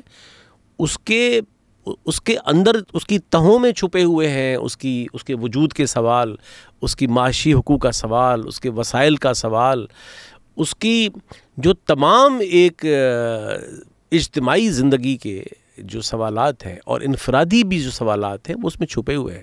تو اس لیے ایسا بالکل نہیں ہے کہ صرف یہ کوئی شوق کا معاملہ ہے کہ نہیں آپ میری پہچان کو قبول کر لیجئے. نہیں، میرے وجود اور میرے وجود سے متعلق جتنے بھی میرے جائز مفادات ہیں وہ اس کے ساتھ منسوب ہیں، مشروط ہیں، ڈائریکٹلی پروپورشنل ہیں. تو اس لیے یہ عام طور پہ بڑے سپرفیشل انداز سے بہت لوگ سمجھتے ہیں کہ کیا آج کے زمانے میں آپ لے کے بیٹھ گئے ہو آئیڈینٹی ہے. آئیڈینٹی آپ کا گیٹ وے ہے جہاں سے آپ اپنے رائٹس کے لیے اٹھ کھڑے ہوتے ہیں. اسی لیے گرامچی نے بڑی کمال بات کی تھی اٹلی کانٹیکسٹ میں کہ کلچرل ہیجمنی، اس نے کہا تھا جس کی کلچرل ہیجمنی ہوگی پاور اسٹرکچر پر بھی وہی قابض ہوگا. اور اس کی مثال آپ دے سکتے ہیں پاکستان میں. تو اس لیے میں سمجھتا ہوں کہ آئیڈینٹی کے سوال کو بھی انہی ڈیموکریٹک، کازموپولیٹن، فیڈرل اسپرٹ اور پرنسپلس کی روشنی میں ہم ٹیکل کر سکتے ہیں. آپ دیکھ لیجئے کہ یہ کتنا المیہ ہے. پچھلے سال شہزاد لمس لاہور میں انٹرنیشنل کانفرنس ہوئی ادب کی، تو اس میں پاکستان کی بہت زبانوں کے ادیب آئے، ہم بھی گئے تھے اس میں، اور میں اس میں کی نوٹ اسپیکر تھا اس کانفرنس میں. اس میں جو بلتی زبان کے ادیب آئے، شاعر آئے، جن کو زبانوں کو میں تو چھوٹا سمجھتا نہیں ہوں، چھوٹی سے ہوتی نہیں ہے، لیکن جو زبانیں چھوٹی کر دی گئی ہیں ان کے جب ادیب آئے تو آپ مطلب میری مزاج اور کیفیت پر کافی دن اثر رہا کہ وہ کہہ رہے تھے کہ اب اگلے شاید 30-35 سال میں ہم نہیں رہیں گے. جو لکھنے والے ہیں وہ نسل جا رہی ہے، آگے آپ پڑھاتے نہیں ہیں، اب وہ زبانیں ڈائنگ زبانیں ہیں. کیا عمدہ ادب تخلیق کیا ہوا ہے ان زبانوں میں. جب وہ سنا ہم نے، جب شاعری سنی ہم نے. آپ کے پاکستان کے بچے، ہم سب کے بچے، ان سے پوچھ لیجئے، انگریزی کو تو جانتے ہیں، دنیا جہان کو جانتے ہیں، ان سے پوچھئے کہ براوی زبان کو بھی جانتے ہیں، شینا کو بھی جانتے ہیں، بلتی کو بھی جانتے ہیں. اس ملک میں 70 سے زائد زندہ زبانیں ہیں، لیونگ زبانیں ہیں، ان کو جانتے ہیں، ان کا ادب جانتے ہیں آپ، ان کا فوک جانتے ہیں، وزڈم آپ، ان کی روایت کو جانتے ہیں. دیکھیں زبانوں کے بارے میں بھی ایک میں بات کر لوں آپ کے پروگرام میں کہ ایک سپرفیشل تصور یہ ہے کہ زبانیں صرف ابلاغ کا ذریعہ ہیں. یہ زبانوں کا بڑا سپرفیشل تصور ہے کہ زبانیں صرف مینس آف کمیونیکیشن ہے. نو، ہیگل نے زبانوں کے فلسفی آف لینگویج کا پورا ڈسپلن ڈیولپ کیا، تو کمال بات کہتے ہیں. اور چومسکی نے تو اس کو اور آگے لے گئے، اور دنیا جہان کے بڑے اسکالر. زبان آپ کی کوگنیٹو ریئلٹی ہے، زبان آپ کے اندر کی ساری دنیا ہے، آپ کی نفسیاتی ساخت ہے. آپ کسی سے کمیونیکیٹ نہ بھی کریں تب بھی زبان کام کر رہی ہوتی ہے. آپ کے آس پاس کوئی شخص نہ ہو، خود کلامی ہے، کس زبان میں کرتے ہیں آپ؟ اپنے آپ سے مونولوگ ہے، کیسے آپ بات کرتے ہیں؟ سوچتے کس زبان میں؟ آپ اظہار نہ کریں آپ. تو زبانیں ہماری تاریخ کی میموری ہیں. زبانیں ہمارے جیسے ہمارے جینز، فزیکل جینز جو ہیں وہ ہمارے لاکھوں کروڑوں سال کی میموری کو محفوظ کیے ہوئے ہیں، اسی طرح ہماری جو کلچرل میموری ہے، جو سوشل ہسٹری ہے، جو صدیوں کا جو وزڈم ہے، وہ کون سے ساخت میں، کہاں وہ محفوظ ہے؟ وہ زبان میں محفوظ ہے. تو جب آپ کسی زبان کو مار دیتے ہیں تو آپ انسانی تاریخ کا ایک بہت بڑی ایک تاریخ کی سفر کو مار دیتے ہیں، وہ ختم ہو جاتا ہے. تو اس لیے میں سمجھتا ہوں کہ یہ کیا بدنصیبی ہے کہ جو ریسرچز ہم دیکھ رہے ہیں کہ اگر اسی طرح یہ ہماری پالیسی رہی زبانوں کے ساتھ، تو پھر اگلے مطلب 30 سالوں میں پتہ نہیں کیا اشر ہونے والا ہے ملک کا لیکن باقی جو بحرانات ہیں اس کے ساتھ ساتھ یہ جو کلچرل کرائسس ہے، تو یہ زبانیں مر جائیں گی، یہ زبانیں اب نہیں رہیں گی، بہت سی 70 زبانیں آپ کے پاس ہیں. تو میں سمجھتا ہوں کہ یہ جو آپ آج معاشرہ دیکھ رہے ہیں، میں آپ کو دلچسپ بتاؤں بات کہ میرے ایک دوست ہیں عرفان مفتی، ہماری جنریشن کے بڑے ایک انٹلیکچوئل ہیں، لاہور پہ رہتے ہیں، ممتاز مفتی صاحب کے خاندان کے ہی ہیں، چشم و چراغ، اور پیارے آدمی ہیں، انٹلیکچوئل آدمی ہیں. ایک دفعہ انہوں نے مجھ سے پوچھا، لاہور میں ہم ایک بچوں کو کورس پڑھا رہے تھے، تو اس میں انہوں نے کہا مجھے کہ جامی یار ایک بات بتاؤ کہ یہ سندھ میں انٹرفیتھ ایک ہارمنی یا جو بین المذہبی ایک ابھی تک وہ فیبرک قائم ہے، پنجاب میں کیوں ختم ہوا؟ اس کے بارے میں آپ کی کیا اسٹڈی ہے؟ میں نے عرفان کو کہا کہ اگر تقسیم نہ ہوتی یعنی پنجاب کی، اور پنجاب کے سماج میں بھی ہندو رہ رہے ہوتے ہیں اور سکھ رہ رہے ہوتے ہیں، تو آپ کا سماج یوں برباد نہ ہوتا. کیونکہ آپ ہر گلی میں، ہر محلے میں، ہر گاؤں میں، ہر بستی میں، ہر شہر میں ایک ساتھ رہ رہے ہیں، اور وہ جو ایک زندہ نامیاتی تجربہ ہے ہر قسم کا، ایک سماج کی ساخت اور تشکیل کا، وہ آپ کھو چکے ہیں. میں ساہیوال میں تھا 2 سال پہلے، ایک کورس کروانے گیا. آپ تصور کر سکتے ہیں کہ ہائی کورٹ کے وکیل، نام نہیں لوں گا، مورلی، میں نے ان سے کہا کہ یار میں آپ کے پڑھانے کے بعد شام میں نکلتا ہوں واک کو، تو میں کوئی ہے جگہ، کوئی تاریخی جگہ ضرور ہر شہر میں ہوتی ہے، تو میں ذرا وہ بھی دیکھ لوں شام میں. جواب سنیے گا. انہوں نے کہا ہاں اسی سڑک پہ آگے گردوارہ آئے گا، اور الحمدللہ اب اس شہر میں سکھ نہیں رہتے، گو کہ پارٹیشن سے پہلے یہ شہر انہی کا تھا. میں ان کو دیکھ رہا ہوں، ہائی کورٹ کا وکیل، پڑھا لکھا آدمی، وہ اس بات پر پریشان ہونے کے بجائے کہ اب اس شہر میں سکھ نہیں رہتے، وہ فخر سے کہہ رہا ہے کہ الحمدللہ اب سکھ نہیں رہتے. آج یہ جو آپ نے دیکھا سندھ میں اس دفعہ جو ساری مزاحمت ہوئی، یہ کیوں ہوئی ہے؟ کیونکہ ابھی تک وہ سماج قائم ہے، وہ آبادی موجود ہے، آبادیاں موجود ہیں، وہ سماج کا فیبرک جتنا بھی آپ نے برباد کیا ہے اس کے باوجود زندہ ہے اور اٹھ کھڑا ہوتا ہے. آپ نے دیکھا ابھی آپ تھے مٹھی میں، اس میں مٹھی میں بھی گردوارہ ہے، لیکن دیسٹ کے یہاں سکھ لوگ اب نہیں رہتے، لیکن وہ اس کا خیال رکھتے ہیں. تو ہندو لوگ ہی وہ گردوارے کا بھی خیال رکھتے ہیں کہ ان کیس کوئی ٹریول کرے تو گردوارہ ہے وہاں پر. اور سندھ کا مزاج تو دلچسپ یہ اس لحاظ سے بھی ہے، ابھی آپ گئے تھے مٹھی، دیوالی تھی یا جس کو ہم ڈیاری کہتے ہیں، کہ وہ ہندو نہیں منا رہے، صرف وہ سب منا رہے ہیں. یہ جو فیبرک ہے کہ ایک بظاہر منسوب ہے وہ تہوار ہندوؤں سے، لیکن وہ سارا سماج بنا رہا ہے. ہمارا شکارپور جو آپ کا شہر ہے، آپ کا شکارپور کے بارے میں رام جیٹھ صاحب کا میں نے ایک انٹرویو سنا، وہ ہے یوٹیوب پہ پڑا ہوا ہے. وہ کہہ رہے ہیں کہ جب ہم بچے تھے تو شکارپور کا کلچر یہ تھا کہ ہندو بچوں کو نئے کپڑے ملتے تھے عید کے موقع پہ، اور مسلمان بچوں کو نئے کپڑے ملتے تھے دیوالی کے موقع پہ. یہ سماج کا جو آپ نے بات کی گردواروں کی، ایک بڑا یونیک فیچر ہمارا یہ بھی ہے سندھ کا، دلچسپ ہے. گو کہ ہمارے سماج میں خرابیاں بھی بہت ہیں، میں کوئی روایتی نیشنلسٹ نہیں ہوں کہ میں کہوں گا سب اچھا ہے ہمارا سماج. ہمارے سماج میں بہت بکواس بھی ہے، بہت چیزیں خراب بھی ہیں، تو جیسے سماج میں ہوتی ہیں، لیکن کچھ اچھی روایات بھی ہیں. سندھ کا جو ہندو ہے وہ مذہبی طور پر تو ٹھیک ہے، وہ ہندو ہے، لیکن وہ نانک پنتھی بھی ہے. نانک پنتھی کہتے ہیں، جیسے کبیر پنتھی کہتے ہیں، followers of Kabir, followers of followers کا لفظ ڈاگمیٹک ہے، میں کہوں لورس کہہ لوں، فالوورس کو میں اتنا پسند نہیں کرتا لفظ کو. تو کبیر کے جو پسند کرتے ہیں ان کو آپ جائیے تو کہتے ہیں وہ کبیر پنتھی ہے. یہ نانک پنتھی ہے، نانک کو ماننے والے. سندھ کے ہر ہندو کے گھر میں بابا نانک کی تصویر ہے. گو کہ بابا نانک خود کھتری تھے، ہندو تھے، لیکن وہ چھوڑ چکے اپنا مذہب، لیکن وہ اس کو اپنا بڑا مانتے ہیں. مندروں میں جائیے تو آپ 7 بیلو جائیے سکھر، تو 7 بیلو کا جو مندر ہے اس میں گرنتھ صاحب، مطلب گرنتھ صاحب کہتے ہیں بابا نانک کے دیوان کو، ان کی شاعری کے دیوان کو. وہ الگ بات کہ ان کے ماننے والے اس کو مذہبی کتاب سمجھتے ہیں، ہماری نظر میں وہ ادب کا ایک ماسٹر پیس ہے، جیسے بابا فرید ہے، جیسے اور لوگوں کے رسالے ہیں. تو یہ فیبرک ہے. تو پنجاب کے اندر جو ہے وہ اس کا بڑا حادثہ یہ بھی ہوا ہے پنجاب کے ساتھ کہ پنجاب کی تقسیم کے بعد آپ کے تمام بستیوں سے، آپ کی گلیوں سے، محلوں سے وہ سب لوگ نکال دیے گئے یا نکل گئے تاریخ کے ہاتھ. اب آپ شکار ہو گئے آسانی سے. تو یہ فلٹرز ہے نا، یہ فلٹرز ہیں. تو یہ جو آج ہم تو سندھ میں, اگر میں یہ اپنے آپ کے پروگرام کے توسط سے پنجاب کے دوستوں کو بھی ایک بات کر رہا ہوں, میں جاتا بھی بہت ہوں وہاں پہ, زبان کو چھوڑنے کے نتائج خوفناک نکلے. کیونکہ زبان, میں نے جو پہلے بات کی کہ وہ صرف کوئی لغت کا نام تو نہیں ہے, زبان کا مطلب گرامر تو نہیں ہے صرف, زبان کا مطلب معنویت ہے, ورثہ ہے, وزڈم ہے, وہ کلیکٹیو کلچرل میموری ہے.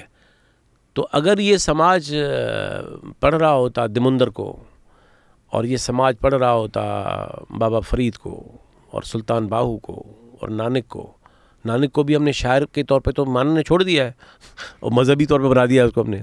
نانک بابا فرید کا تسلسل ہے, فرق ہے 2 صدیوں کا درمیان میں, لیکن وہ روایت ایک ہی ہے, اور بلے شاہ ہے اور پورا سلسلہ ہے اپنی زبان کو چھوڑنے کا. سندھ میں یہ جو کچھ تھوڑا بہت آپ کو بچا ہوا ملتا ہے اس ساری تباہی کے باوجود, اس کا سبب یہی ہے کہ ابھی تک ہمارا جو فوک ہیریٹیج ہے وہ زندہ ہے, ابھی تک زبان زندہ ہے, زبان کا ورثہ زندہ ہے, زبان کی وجہ سے وہ جڑت زندہ ہے. اسی زبان میں ہندو نے بھی شلوک کہے, سامی نے بھی شلوک کہے شکارپور کے, تو اسی زبان میں سچل سرمست اور شاہ لطیف نے بھی. زبان جوڑے ہوئے ہے سماج کو, زبان نہیں فرق کرتی کہ مذہب میں کیا فرق ہے. یہ جو ایک کمال کا ایک اس کا نتیجہ ہے. تو اس لیے پاکستان میں جب ہم یہ ڈیمانڈ کرتے ہیں, اس کا ہرگز نہیں مطلب کہ یہ اردو کے خلاف ہے. اردو کو صرف قومی نہ کہیں آپ, اس کو لنگوا فرنکا کہیں, رابطے کی زبان کہیں, آفیشیل زبان کہیں, کوئی اعتراض نہیں کرے گا. اور باقی زبانوں کو زندہ کریں, ان کو زبانوں کے طور پر سماج میں لے آئیے, تو آپ دیکھیں گے کہ وہی سماج جو آج اس وجودی بحران کا شکار ہے, ڈس اورینٹیڈ ہے, ایک وجودی بیگانگیت کا شکار ہے, وہی سماج اپنے روٹ سے جڑیں گے, اپنے فوک سے جڑیں گے, اپنے ورثے, تو آپ کو نظر آئے گا کہ ایک سماج سامنے آئے گا. تو یہ جو کھوکھلا سماج ہم پیدا کر رہے ہیں, وہ کھوکھلا سماج اس کی روٹس ہے ہی نہیں. یہ گملوں کی نسل ہے نا, جو پودا گملے میں ہوگا, حالانکہ وہ بھی اچھا ہوتا ہے, آرگینک ہوتا ہے, یہ تو گملے والا بھی نہیں ہے. یہ جو مصنوعی نسل پیدا کر رہے ہو, جس کے کوئی تعلق نہیں اپنی سماج کے ساتھ, روٹس کے ساتھ, تو یہ ہم یہ نہیں کہتے کہ آپ اپنے روٹس کے ساتھ ہی جڑے رہیں اور دنیا کو نہیں. ایک توازن چاہیے, اپنے دور کے ایپسٹیم کے ساتھ بھی جڑے رہنے کا, اپنے دور کے علم اور افکار کے ساتھ جڑنے کا بھی, اور اپنے ماضی کے ورثے کو بھی ایک توازن کے ساتھ. تو وہی جنریشن ہوتی ہے کہ یہ آج ہم جاتے ہیں یورپ میں, کیوں ہمیں اچھا لگتا ہے کہ وہ ابھی تک آرکیٹیکچر, اپنی زبانیں, اپنا ادب, اپنا وہ سارا ساخت, اپنے سب کچھ سنبھالے ہوئے ہیں. تو جا کے ہمیں اچھا لگتا ہے. ہم اپنے شہر میں جاتے ہیں 10 سال کے بعد تو معلوم ہوتا ہے کچھ نہیں بچا باقی. اس میں کراچی کا اگر ہم ذکر کریں اسپیسیفکلی, براؤن ہسٹری ایک انسٹاگرام پیج ہے, اس نے بھی ایک پوسٹ کیا ہوا ہے کہ 1941 میں 51% آبادی ہندو تھی, 1951 میں اگر تو یہ آلموسٹ اوور نائٹ چلیں 2-3 سال میں شہر کا اتنا فنڈامنٹل کلچرل سٹرکچر ہی بدل جائے.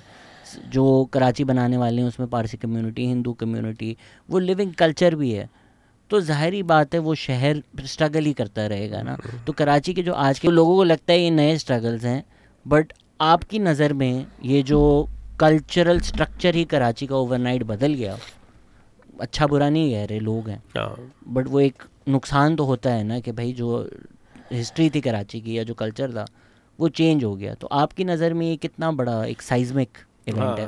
دیکھیں کراچی کے بارے میں ایک بات میں بنیادی کہہ دوں, پھر آگے بڑھتے ہیں, آپ کے سوال پہ آتے ہیں.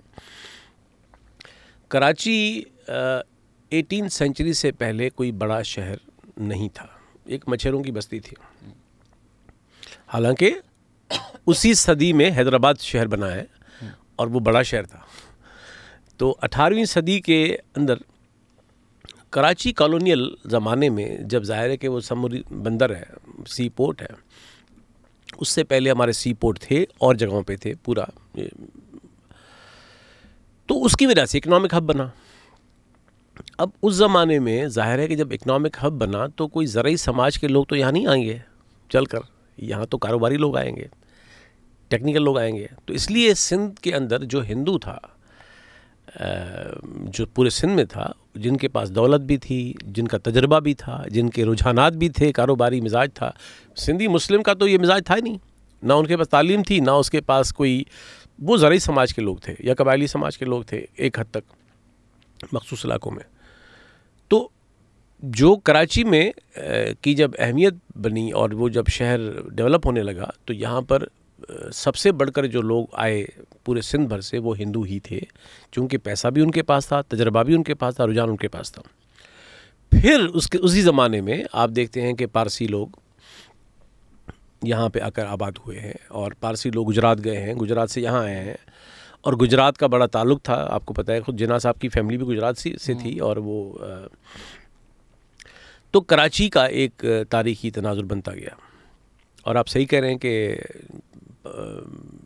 20ویں صدی میں جب یہ تقسیم ہوئی تو اس سے پہلے تک یہ شہر تھا جس میں بڑی اکثریت ہندو آبادی کی تھی، سندھی ہندو آبادی، اور اس میں کرسچن لوگ بھی تھے، پارسی بھی لوگ تھے، اور بہائی بھی تھے، اور لوگ بھی تھے، اور اردو بولنے والی لوگ بھی تھوڑے بہت تھے، کچھی تھے اور گجراتی تھے، اور یہ جو ہارون فیملی کچھی لوگ ہیں یہ پرانے. لیکن کراچی کی بیوٹی یہ تھی کہ اس میں وہ ساری ڈائیورسٹی موجود تھی. اخبار نکلتے تھے گجراتی میں، باقی زبانوں میں. سندھی زبان یہاں کی زبان تھی، یہاں اسکولوں میں پڑھائی جاتی تھی. اور ہر چند رائے وشنداس جو ہے، جو 1908 میں بامبے اسمبلی میں ممبر بھی بنے، بعد میں کراچی کے بنانے والوں میں سے ہیں. تو یہ سب لوگوں نے بنایا. اب یہ جو بات کی کہانی ہے جو آپ نے کہا، میں اس کا یہ جواب دوں کہ اگر کراچی، ٹھیک ہے اب ہم اس پہ نہیں جاتے، ویسے یہ تو فیکٹ ہے کہ پارٹیشن ایکٹ جو تھا اس میں مائیگریشن ممنوع تھی، یعنی منع کیا ہوا تھا کہ پارٹیشن ہوگی تو مائیگریشن نہیں ہوگی. اب یہ 5 یہ صوبے ہیں، 6 یہ صوبے ہیں، جو جہاں رہتا ہے وہ صوبے کا شہری ہے. مائیگریشن اس میں کیسا نہیں تھی، ہو گئی، کر دی گئی، ہو گئی، چلیں اب اس پر ہم سر نہیں پیٹتے، ہو گئی. حل کیا تھا؟ میں 2-3 باتیں کہنا چاہوں گا اگر آج بھی ہو جائے. انگریز نے جب یہاں پر 1853 میں سندھی زبان کو دفتری زبان بنایا سندھ کے اندر، اس کی رسم الخط کا تعین کیا جو ابوالحسن کی سندھی تھی عربک، تو انگریز نے ایک بڑی بہتر پالیسی بھی ایڈاپٹ کی کالونیل زمانے میں. پالیسی یہ تھی کہ جو بھی انگریز افسران سندھ میں تعینات ہوں گے ان کے لیے لازمی ہوگا کہ وہ سندھی زبان لکھیں گے، پڑھیں گے. اس کے بغیر کیسے کام چلائیں گے آپ؟ مطلب آپ اگر دفتر میں بیٹھیں گے ریونیو کے تو کیسے چلائیں گے کام اپنا جب تک لوگوں کے معاملات. نتیجہ یہ ہوا کہ اس زمانے میں انگریز افسران نے سندھ کے ادب پہ کام کیا، تاریخ پہ کام کیا، سماج پہ کام کیا. آپ حیران رہ جاتے ہیں کہ کالونیل دور میں انہوں نے اتنی کتابیں لکھ ڈالی ہیں. کیوں لکھ ڈالی ہیں؟ کیونکہ وہ سندھی زبان پڑھتے تھے، اور سندھی زبان کی پڑھنے کی وجہ سے اپنے اس سماج سے ایک جرات بن چکی تھی ان کی. اوکے، تقسیم کے بعد پاکستان میں یہاں چلیں جی آبادی آ گئی، آپ نے سندھی زبان کو ڈیورس کر دیا، یہاں سے نکال دیا کراچی سے.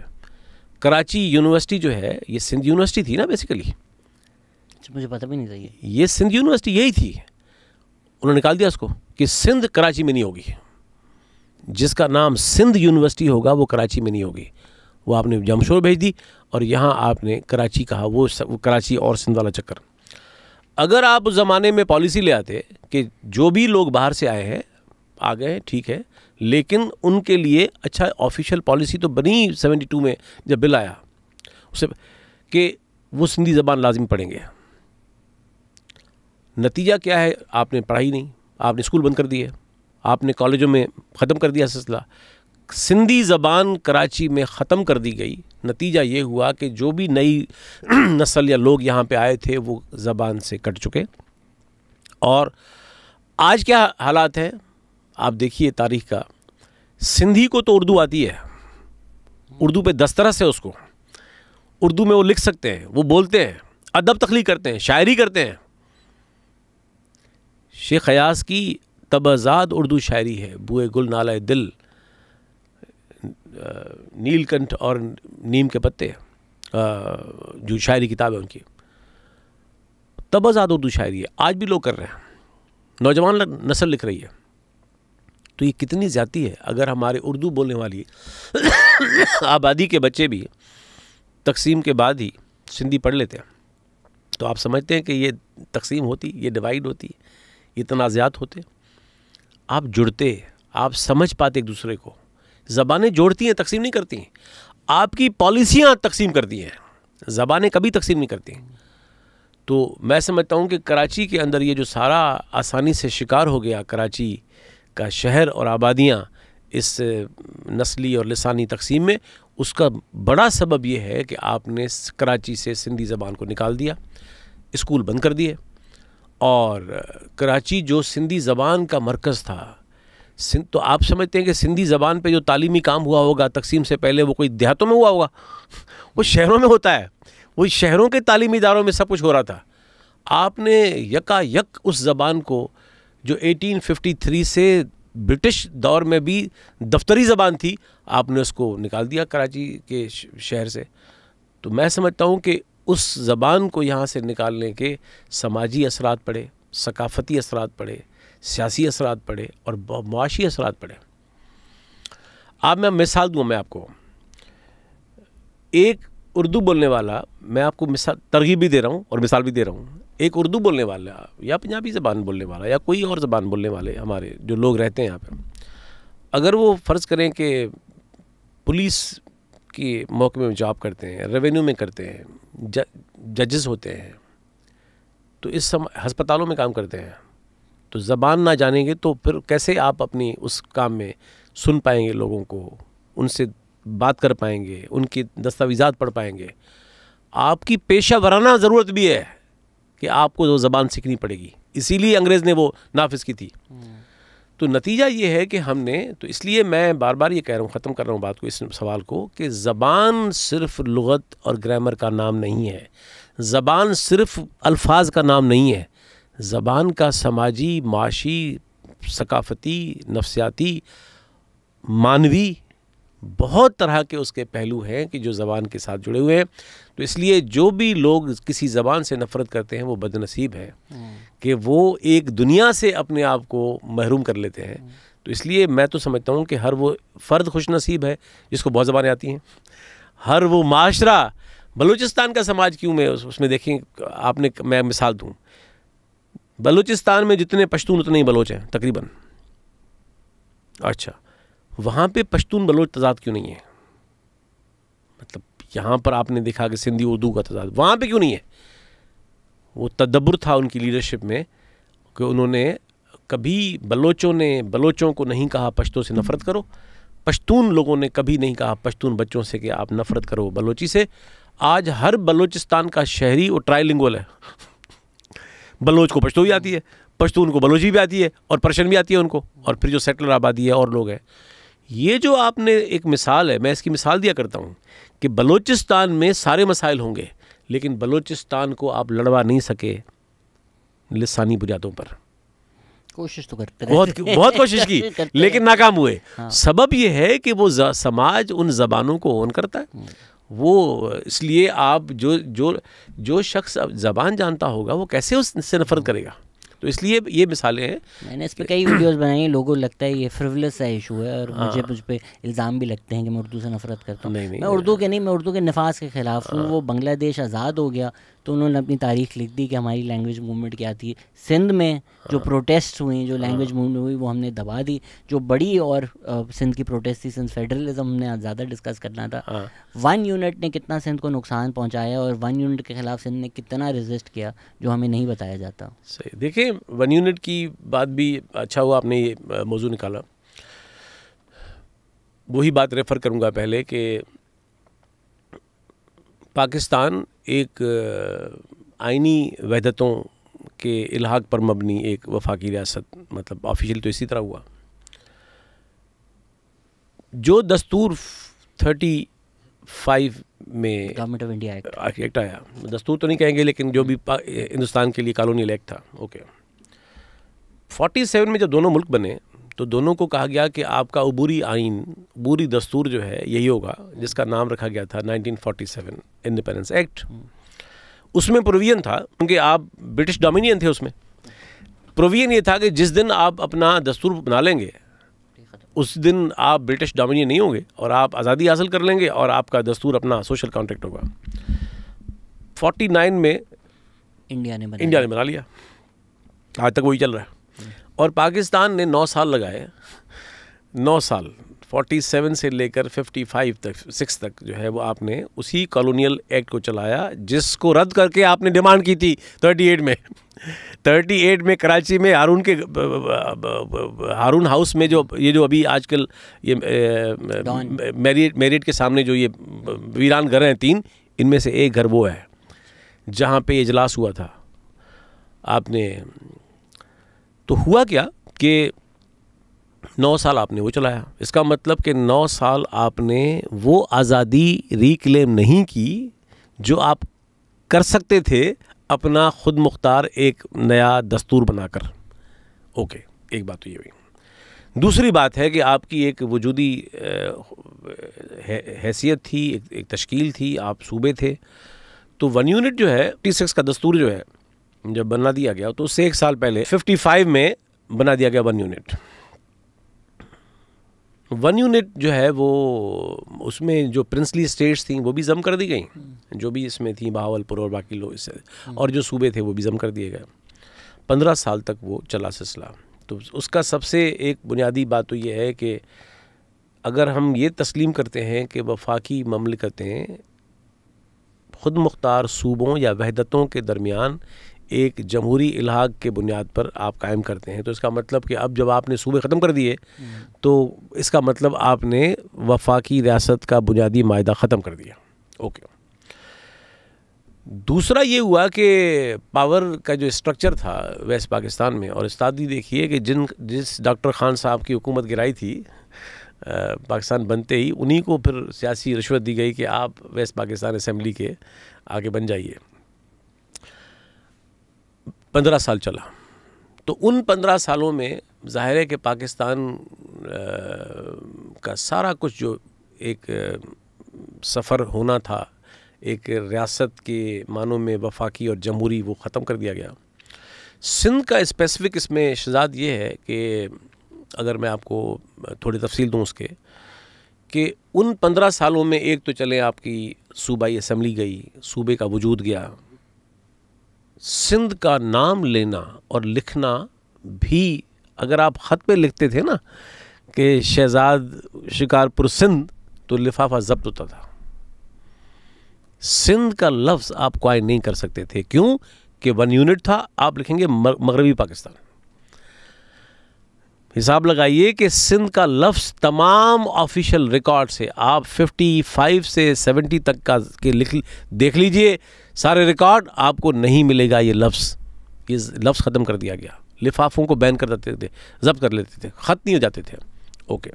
تو ایک تو یہ سارا نقصان ہوا. پھر معاشی طور پہ آئیں تو ان 15 سالوں میں سندھ کی لاکھوں ایکڑ زمین دے دی گئی. یہ جو آج چلے، اب تو تاریخ ایک ہے کہ اب وہ زخم بھر چکے ہیں ایک بڑی حد تک، اب وہ لوکل آبادی ہو گئی ہے. لیکن اکنامک لاس کتنا تھا، مطلب آپ کی، اور یہ وہ علاقے ہیں جہاں سب سے اچھی زمینیں ہیں. ٹھیک ہے نا. تو اس لیے بہت بڑے پیمانے پر پروفیسر عزیز الدین احمد صاحب کی کتاب ہے، بڑی بنیادی اور بڑی عمدہ کتاب ہے، کیا ہم اکٹھے رہ سکتے ہیں، جس میں انہوں نے یہ تمام تفصیل دیے ہیں، ڈیٹا دیا ہے کہ کتنی زمینیں گئیں، سب ہوا. تو سیاسی خود مختاری گئی، جغرافیائی سیاسی وجود گیا، آپ کی لیجسلیٹو خود مختاری گئی، آپ کی اسمبلی ختم ہو گئی، اور فیصلے سازی میں آپ کا کوئی حصہ نہیں تھا اس میں. اور آپ دیکھ لیجئے کہ جی ایم سید صاحب نے اس زمانے، میری کتاب اگلے سال آ رہی ہے، اس میں نے تفصیل دیے ہیں وہ، کہ جی ایم سید صاحب نے جو ویسٹ پاکستان اسمبلی میں جتنی تقاریر کی ہیں اور جو وہاں پہ وہ موشن لائے ہیں، مطلب انہوں نے بہت کوشش کی ہے کہ یہ سب سے نکلے ہم، لیکن کوئی سننے والا تھا نہیں. تو یہ جو 1 یونٹ کے 15 سال ہیں، انہوں نے سندھ کو بھی تباہ و برباد کیا، لوٹ کھسوٹ کی، اور پاکستان کو بھی ایک حقیقی وفاقی پارلیمانی جمہوری ریاست کے طور پہ ابھرنے نہیں دیا.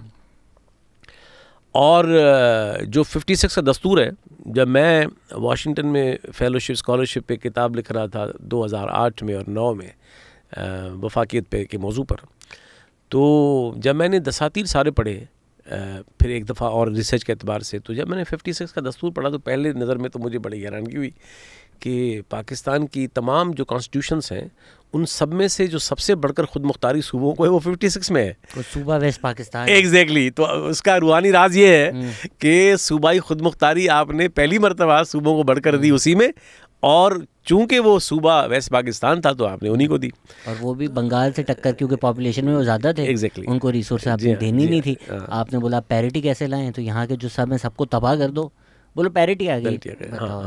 اچھا, اور پھر تو یہ آپ صحیح کہہ رہے ہیں. اسی طرح مثال کے طور پر آپ دیکھ لیجئے کہ جو ابھی آپ نے بات کی پیرٹی کی, بنگال کی بات آپ نے کی, مثال دے دوں ایک آپ کو کہ یہ جو کتاب دوسری ہے اس میں تفصیل ہے, اس میں یہ جو دوسری کتاب ہے اس میں تفصیل سارے ہیں, اس میں بعد میں پڑھی گا یہ. تو اس میں میں نے دیے ہیں فگرز کہ دیکھیں المیہ, اور میں آپ کی جو ویورز ہیں جو آپ کی توسط سے بات کر رہا ہوں کہ یہ جو NFC ایوارڈ کہتے ہیں ہم کہ مالیاتی, جس کو فسکل کہتے ہیں, فیڈرلزم کہ تقسیم مالیاتی وسائل کی. اب ظاہر ہے فیڈریشنز کے اندر اس کے فارمولا ہوتے ہیں, کرائٹیریا ہوتے ہیں.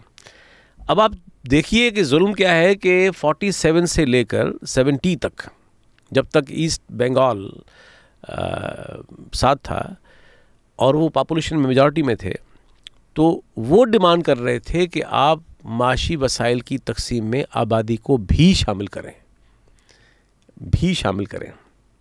وی ڈڈ ناٹ, وی کا مطلب ہم اور آپ نہیں, لیکن وی ڈڈ ناٹ انکلوڈ جیوگرافی اور انورس پاپولیشن ڈینسٹی.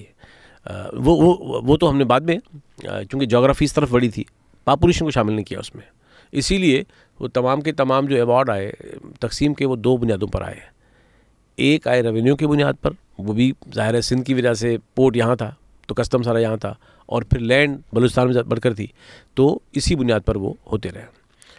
جس دن بنگال چلا گیا یا نکال دیا گیا, واٹ ایور جو بھی ہوا, 74 میں بھٹو صاحب کے زمانے میں پہلا NFC ایوارڈ آیا, اور کین یو بلیو اٹ کہ اس میں صرف پاپولیشن. اب نئی صورتحال میں صرف پاپولیشن, اس کا سبب یہ ہے, میں نے اس میں پورے چارٹ دیے ہیں کیلکولیشنز کر کے, کہ اب نئی صورتحال میں if they would have included inverse population density as one of the criteria, it would have benefited Balochistan immensely, کیونکہ 43% زمین تھی. اگر وہ انکلوڈ کرتے ریونیو کو تو پھر صوبہ سندھ کو بینیفٹ ملتا. اب نئی صورتحال میں کہا گیا کہ صرف اور صرف پاپولیشن. یہ 2009 میں جا کر جو 7th NFC ایوارڈ آیا, اس میں مطلب 12% میں 3 کرائٹیریا کو شامل کر دیا گیا. اب وہ 12 سے بڑھ کر ہو چکے ہیں 17 یا 16%. لیکن پاپولیشن آج بھی, تو اس لیے دنیا جہان میں ہوتا کیا ہے, دنیا جہان میں ہوتا ہے کہ پاپولیشن بھی کاؤنٹ کریں گے آپ, لینڈ بھی کریں گے, ریونیو بھی کریں گے, اور پاورٹی یا ترقیاتی جو اسکیل ہے آپ کا وہ بھی کریں گے. تو یہ جو آج پاکستان کا اشر ہے, تو معاشی اعتبار سے دیکھ لیجئے, اور اس وقت بھی آپ کیا دیکھ رہے ہیں, آپ دیکھ رہے ہیں کہ آخری NFC ایوارڈ آیا 2009 میں, ہم ابھی بات کر رہے ہیں 2024 جا رہا ہے, 15 سال ہو چکے ہیں. آئین کہتا ہے کہ ہر 10 سال میں ایک سینسس ہونا ہے, اور ہر ایک سینسس کے اندر 2 NFC ایوارڈ آنے ہیں, کیونکہ آبادی ایک لیونگ فینومینا ہے. اس میں مائگریشنز ہوتی ہیں, آبادیاں بڑھتی ہیں, اس میں شفٹس آتے ہیں, فلوز آتے ہیں بہت. تو اس لیے ہر 10 سال میں آپ نے سینسس کرنا ہے, اور ہر ایک سینسس میں 15 سال سے وہی NFC ایوارڈ ہے, اس میں انکریمنٹل تھوڑی بہت کر لیتے ہیں, رد و بدل. تو یہ جو سارے بحرانات ہیں وہ تو یہ اسی کا نتیجہ ہے. تو اب اگر ہم 76 سال گزرنے کے باوجود جو ہے وہ بجائے اس کے کہ ریاست کو ڈی سینٹرلائز کریں, ریئلائز کریں کہ اس کے بنیادی وجوہات کیا ہے. آپ نے دیکھا کہ ہم کیا کرنے جا رہے ہیں, ہم تو 26ویں ترمیم میں کہہ رہے ہیں کہ اب 5 سال کے لیے, اور ان کو ایکسٹینشن مل گیا تو 10 سال. تو اس کا مطلب کہ پہلے قبضہ کر کے آپ 9 سال بیٹھتے تھے, 11 سال بیٹھتے تھے, اب آپ آئینی طور پر بیٹھ سکتے ہیں. اب آپ کے پاس آئینی طور پر اسپیس ہے کہ آپ 10 سال. تو اتنی تو خود مختاری آپ کبھی پارلیمنٹ کو نہیں دیتے, اتنی تو طوالت اور دورانیہ آپ حکومتوں کو نہیں دیتے جو سیاسی ہوتی ہیں. تو یہ بنیادی سوالات ہیں جس پہ سوچنا پڑے گا کہ یہ ملک ہم کس طرف لے کے جا رہے ہیں, اور ظاہر ہے کہ کسی بہتر سمت میں نہیں لے کے جا رہے ہیں. اور یہ جو زمانہ ہے جس میں ہم ان شکار ہیں کرائسس کا, اب وہ آپ کا کلائنٹل رول بھی جا چکا. میں تو شہزاد اپنے اکثر بظاہر مذاق میں, لیکن بات تو بڑی سیریس ہے, جیسے آپ خود بھی مذاق میں بڑی سیریس باتیں کرتے ہیں, اسی لیے بچا ہوا ہوں شاید. ہاں, وہ یہ ہے کہ میں کہتا ہوں کہ یہ ان کو کہ فقیر بھی اس کو خیرات ملتی ہے جو لگتا ہو کہ واقعی اصلی ہے. جعلی فقیر کو بھی زیادہ خیرات نہیں ملتی. تو یہ جو ہمارا حال ہوا ہے اب تو ہمیں وہ بھی نہیں مل رہی.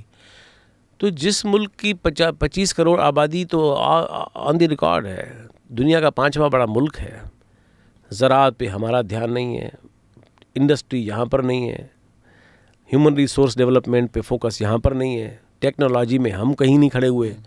تو بھائی دنیا میں جو اکنامک ڈیولپمنٹ کے یا ترقی کے یا بحران آگے بڑھنے کے جو پلرز ہیں وہ تو ہے نہیں ہمارے پاس, وہیکلز ہیں. تو اب یہ ساری کی ساری صورتحال جو ہے وہ میں سمجھتا ہوں کہ کسی بہتر تصویر کی عکس بندی نہیں کرتی. اور المیہ جتنا یہ ہے کہ یہ بحران یہ ہے, اس سے بڑا المیہ یہ ہے کہ ریئلائزیشن آج بھی نہیں ہے. سر اتنی ساری باتیں آپ سے کرنے والی, جی ایم سعید پہ اگر ہم شروع ہو جائیں تو 2 گھنٹے لگ جائیں گے. شاہ عبداللطیف بٹھائی پہ بھی آپ کے اتنے لیکچرز ہیں کرٹیکل کانشیسنس پہ, شاید وہ ہم آ کر مزار پہ آپ کے ساتھ ڈسکس کریں گے. لوگوں نے بہت سارے سوال پوچھے تھے. اچھا اوکے, ضرور کیجیے. وہ let me just run through them, اس کا ایک کوئک فائر کر لیتے ہیں. My question would be regarding feudalism and what are the root causes of this dilemma in our country and even in the current era with this technology comes into play. We as a nation not able to stand against this system. ہاں لیکن جاگیرداری جو ہے وہ اس سے ساری دنیا گزری ہے. دنیا جہان میں پرمیٹیو جو سوسائٹیز تھیں, کمیون سوسائٹیز تھیں, وہ جب بعد میں قبائلی معاشرے میں تبدیل ہوئیں اور پھر قبائلی معاشرے آگے جا کر جاگیردارانہ ریاستوں اور سماجوں میں تبدیل ہوئے. تو یہ کوئی سندھ ایکسیپشن نہیں ہے, پاکستان ایکسیپشن نہیں ہے, یہ دنیا جہان گزرا ہے. لیکن feudalism as a global order ختم ہو چکا تھا 18 سینچری کے اندر ہی. اسی لیے انقلاب فرانس نقطۂ آغاز تھا کہ اب آپ ڈپارچر کہہ رہے ہیں کہ بھائی اب دنیا میں ایک نیا آرڈر آیا ہے. تو اس لیے جاگیردارانہ اب باقیات کے طور پہ دنیا جہان میں کہیں کہیں موجود ہے, افریقہ میں ہے, ہمارے یہاں ہے, بہت جگہوں پہ ہے. لیکن فیوڈلزم آج کے زمانے کا گلوبل آرڈر نہیں ہے, وہ ایک آبسولیٹ آرڈر ہے, متروک آرڈر ہے باقیات کے طور پہ. پاکستان کے اندر اگر ہم زرعی اصلاحات کر لیتے ہیں, گو کہ ایوب خان اور بھٹو صاحب نے پریٹینڈ کیا کہ وہ کر رہے ہیں, لیکن آپ جانتے ہیں کہ وہ کتنے اصلی تھے, کتنے سبسٹینشل تھے, کتنے واقعی ہوئے. تو اس لیے پاکستان میں اگر آپ کر لیتے زرعی اصلاحات تو آپ اس انسٹیٹیوشن کو جو عوام دشمن ہے, جو جاہلانہ ہے, جو سارا مبنی ہے exploitation per, we could have abolished this institution. لیکن ہم نے کیا ہے, ہم نے بجائے اس کو ایبالش کرنے کے ہم نے اس کو زندہ رکھا ہے, اور اسی طبقے کو ہم نے پاور اسٹرکچر میں اسٹیبلشمنٹ کے بعد دوسری ایک حیثیت دی ہوئی ہے. تو میں جس بھی دوست نے سوال کیا ہے, میں جاگیردارانہ نظام کو ایک لعنت سمجھتا ہوں, ایک قرض سمجھتا ہوں, اور وہ آج کے زمانے کا آرڈر ہے ہی نہیں. اس کو ہم چلا رہے ہیں چونکہ ہمیں بنیادی تبدیلیوں میں دلچسپی نہیں ہے, ہمیں ان تمام متروک اسٹرکچرز کو چلانے میں دلچسپی ہے. Why are Sindh nationalist parties disunited and fail to occupy seats in the parliament? ہاں یہ بڑا سوال ہے, اور اس پر ویسے بھی ہر سطح پر گفتگو ہوتی ہے, لیکن یہ فیکٹ ہے کہ اس کی 2-3 وجوہات ہیں. ایک وجہ تو بڑی شذاذ یہ ہے کہ سندھ کی نیشنلسٹ یا پروگریسو, میں دونوں کہوں گا, صرف نیشنلسٹ تو نہیں ہے نا, لیفٹ کی جماعتیں نیشنلزم کا ایک مطلب ایک بائیں بازو کا مزاج رکھتی ہیں. یہ تمام تنظیمیں بنیادی طور پر مطلب جس پس منظر سے بنی ہے وہ ایوب خان کا دور تھا 1 یونٹ کا, مطلب اس مزاحمت کے نتیجے کے آگے چل کر وہ اسٹرکچرل سینس میں سامنے آئیں, بنی. پھر جب بن چکی تو پھر مختصر دور تھا بھٹو صاحب کا, اور وہ بھی کوئی اتنا اچھا دور تو نہیں تھا, مطلب شہری آزادیوں کے معاملوں میں اور کافی معاملوں میں گو کہ اچھے کام بھی ہوئے اس میں. لیکن ضیاء الحق آ گیا, 11 سال ضیاء الحق کا زمانہ, وہی مزاحمت, وہ چیزیں ہیں. تو ایک تو ان کی تربیت جو ہے وہ پارلیمانی سیاست کی کم ہے, ان کی بنیادی تربیت میدانوں کی ہے اور ریزسٹنس کی ہے اور کاؤنٹر نیریٹو کی ہے. تو میں سمجھتا ہوں کہ اس میدان میں وہ آج بھی اسٹرانگ ہے کہ جب کبھی کوئی بنیادی سوال اٹھتا ہے تو وہ کنسٹرکٹ کر لیتے ہیں کاؤنٹر آرگیومنٹ نیریٹو, اس میں انٹیلیجنشا کا بھی رول ہے. تو ایک تو ان کی تربیت, ان کا اس میں تجربہ نہیں ہے, ایک بات. دوسرا ایک کلاس کا بھی سوال ہے. پاکستان کے اندر انتخابات کو اس قدر مہنگا بزنس بنا دیا گیا ہے کہ اگر فرض کریں کہ نیشنل جماعتیں ایفیشینٹ بھی بن جائیں, جو کہ نہیں ہے ظاہر ہے بہت سے معنوں میں، ان کی کمزوریاں ہیں بہت ساری. تو اور ان کے پاس جو کلاس ہے وہ لے دے کر لوور مڈل کلاس ہے، مڈل کلاس بھی نہیں ہے، لوور مڈل کلاس کے لوگ ہیں مینلی، آپ کو وہی ملیں گے یا نیچے کے لوگ ملیں گے. تو ان کے بس کی بات نہیں ہے کہ وہ اس سارا یہ جو فیوڈل ہے، کیپٹلسٹ ہے، اور یہ جو ایک امیر طبقہ ہے، اشرافیہ ہے، اس سے کمپیٹ کر سکیں اس گراؤنڈ پر. اس کے لیے جو بنیادی اصلاحات چاہیے انتخابات کے پورے نظام میں، چھوٹے حلقے ہوں. اب آپ کے حلقے ایسے ہیں کہ آپ آج کل عام طور پر، یہ میں ایوریج بتا رہا ہوں کیونکہ میں انتخابات میں ہمیشہ ٹی وی پہ ہوتا ہوں، تو اس میں ہم ڈیٹا دیکھ رہے ہوتے ہیں اور میں اس کا حصہ ہوتا ہوں. تو ہم دیکھ رہے ہوتے ہیں کہ ایک ایم این اے کے لیے ایوریجلی اس وقت 4 کروڑ سے کم آپ خرچ نہیں کرتے. ایم پی اے کے لیے منیمم 2 کروڑ منیمم کہہ رہا ہوں، بہت کوئی غریب سے غریب بھی ہوگا تو جس سوسائٹی میں آپ 5 کروڑ تو منیمم کہہ رہا ہوں یہ آپ ایم این اے پہ خرچ کریں، اور یہ 2-3 کروڑ آپ تو کون سا مڈل کلاس کا پروفیشنل، کوئی ریٹائرڈ پروفیسر، کوئی وکیل، کوئی اور آدمی. اس لیے اس کا یہ پہلو بھی ہے کہ ریاست کی ترجیحات میں نہیں ہے کہ وہ ایسے ریفارمز کرے اس پروسیس کے اندر کہ گنجائش پیدا ہو کہ جہاں ان طبقات کے لوگ بھی آ سکیں.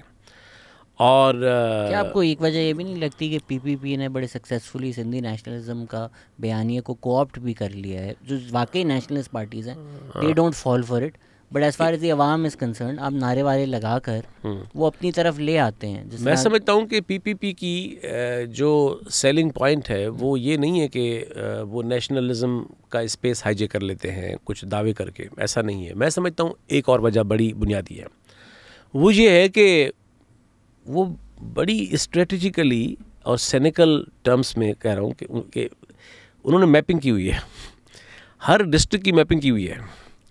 تو جو بھی پاورفل لوگ ہیں سو کالڈ بنا دیے گئے ہیں، جو بھی خاندان، آپ دیکھیے کہ اس وقت اگر آپ سندھ کے 29 اضلاع میں سے جہاں جہاں پی پی پی اسٹرانگ نہیں ہے ان کو چھوڑ کر باقی جتنے اضلاع ہیں جہاں پہ اسٹرانگ ہے، بتائیے کہ آپ نے وہ چاہے مسلم لیگ کے سابقہ لوگ ہوں، چاہے فنکشنل لیگ کے لوگ ہوں، چاہے کیو کے لوگ ہوں، آپ نے سارا پاور ایلیٹ تو جمع کر دیا ہے اپنی جماعت میں.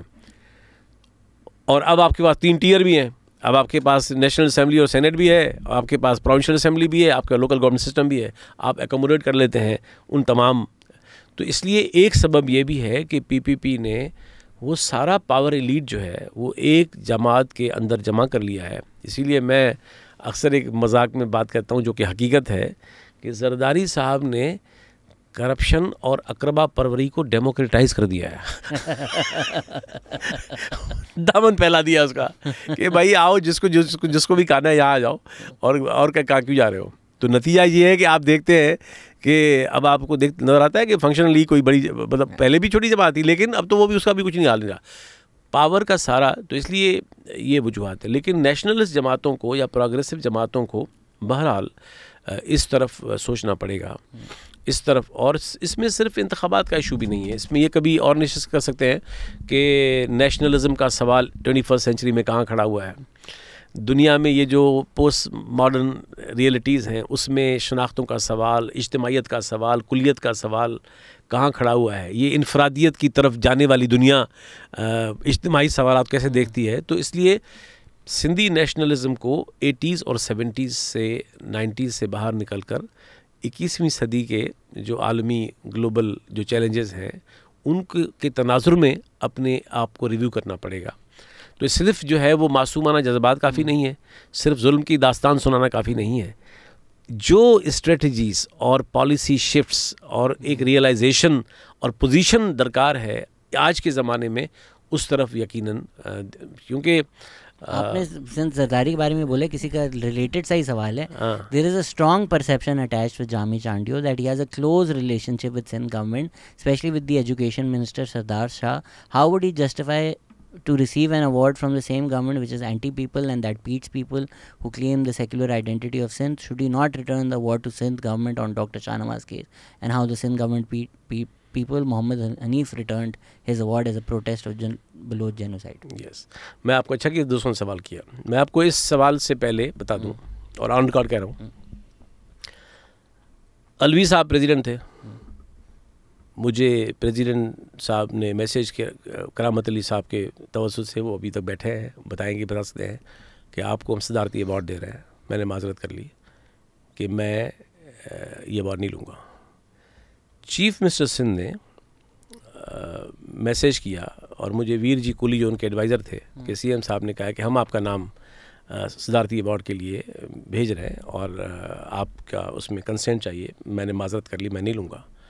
بہت سے لوگ کیا کرتے ہیں کہ ایوارڈ پہلے ہاں کر لیتے ہیں, جب اناؤنس ہوتا ہے تو کہہ لیتے ہیں ہم نہیں لے رہے ہیں, کیونکہ یہ صدارتی ایوارڈ کبھی اناؤنس نہیں ہوتا جب تک آپ انڈورس نہیں کرتے, اس کے مراحل ہوتے ہیں. میں نے دونوں مرتبہ صدارتی ایوارڈ کی معذرت کی, نہیں قبول کیا. یہ جو ایوارڈ جو ہے یہ کوئی ریاستی ایوارڈ نہیں ہے, یہ ایک ادبی ایک روایت ہے. آپ کو ہمارے سندھ کے name any scholar and writer جن کا اشعار لطیف پہ کسی بھی طرح سے کام ہوگا تو یہ ایک روایت چلی آتی ہے. اس میں آرٹسٹ بھی ہوتے ہیں اس میں, اور اس کی نہ کوئی مالیت ہے نہ کوئی اور ہے. تو اس لیے مجھے سرکاری ایوارڈوں میں کبھی انٹرسٹ نہیں رہا, کبھی بھی نہیں رہا. تو اس لیے میں ایوارڈوں کو میں اپنے قارئین کی محبت کو ایوارڈ سمجھتا ہوں. تو اس لیے اس ایوارڈ جو ہے وہ اچھا اس جو لطیف شاہ لطیف ایوارڈ ہے وہ کوئی کابینہ طے نہیں کرتی, وہ کوئی حکومت طے نہیں کرتی, وہ ادیبوں کی کمیٹی طے کرتی ہے. وہ ایک ادیبوں کیا پینل طے کرتا ہے, ٹھیک ہے. تو اس لیے حالانکہ میں نے ان کو اس زمانے میں بھی کہا تھا کہ مجھے ایوارڈوں میں انٹرسٹ نہیں ہے, انہوں نے کہا ہماری کمیٹی نے جو ہے وہ طے کیا ہے, اور میں نام لے رہا ہوں کہ اس میں کون کون تھے. نصیر مرزا صاحب تھے, اس میں مدد علی سندھی صاحب تھے, اس میں کچھ اور لوگ بھی تھے. انہوں نے کہا ہم نے یہ ہمارے پاس زیر غور 3 نام تھے, اس میں اس دفعہ نام آپ کا اتفاق ہوا. تو میں نے تو اس لیے وہ ایوارڈ کوئی نہ مالیاتی ایوارڈ ہے نہ اس کا کوئی پیچھے کوئی مانیٹری اس میں کوئی انٹرسٹ ہے.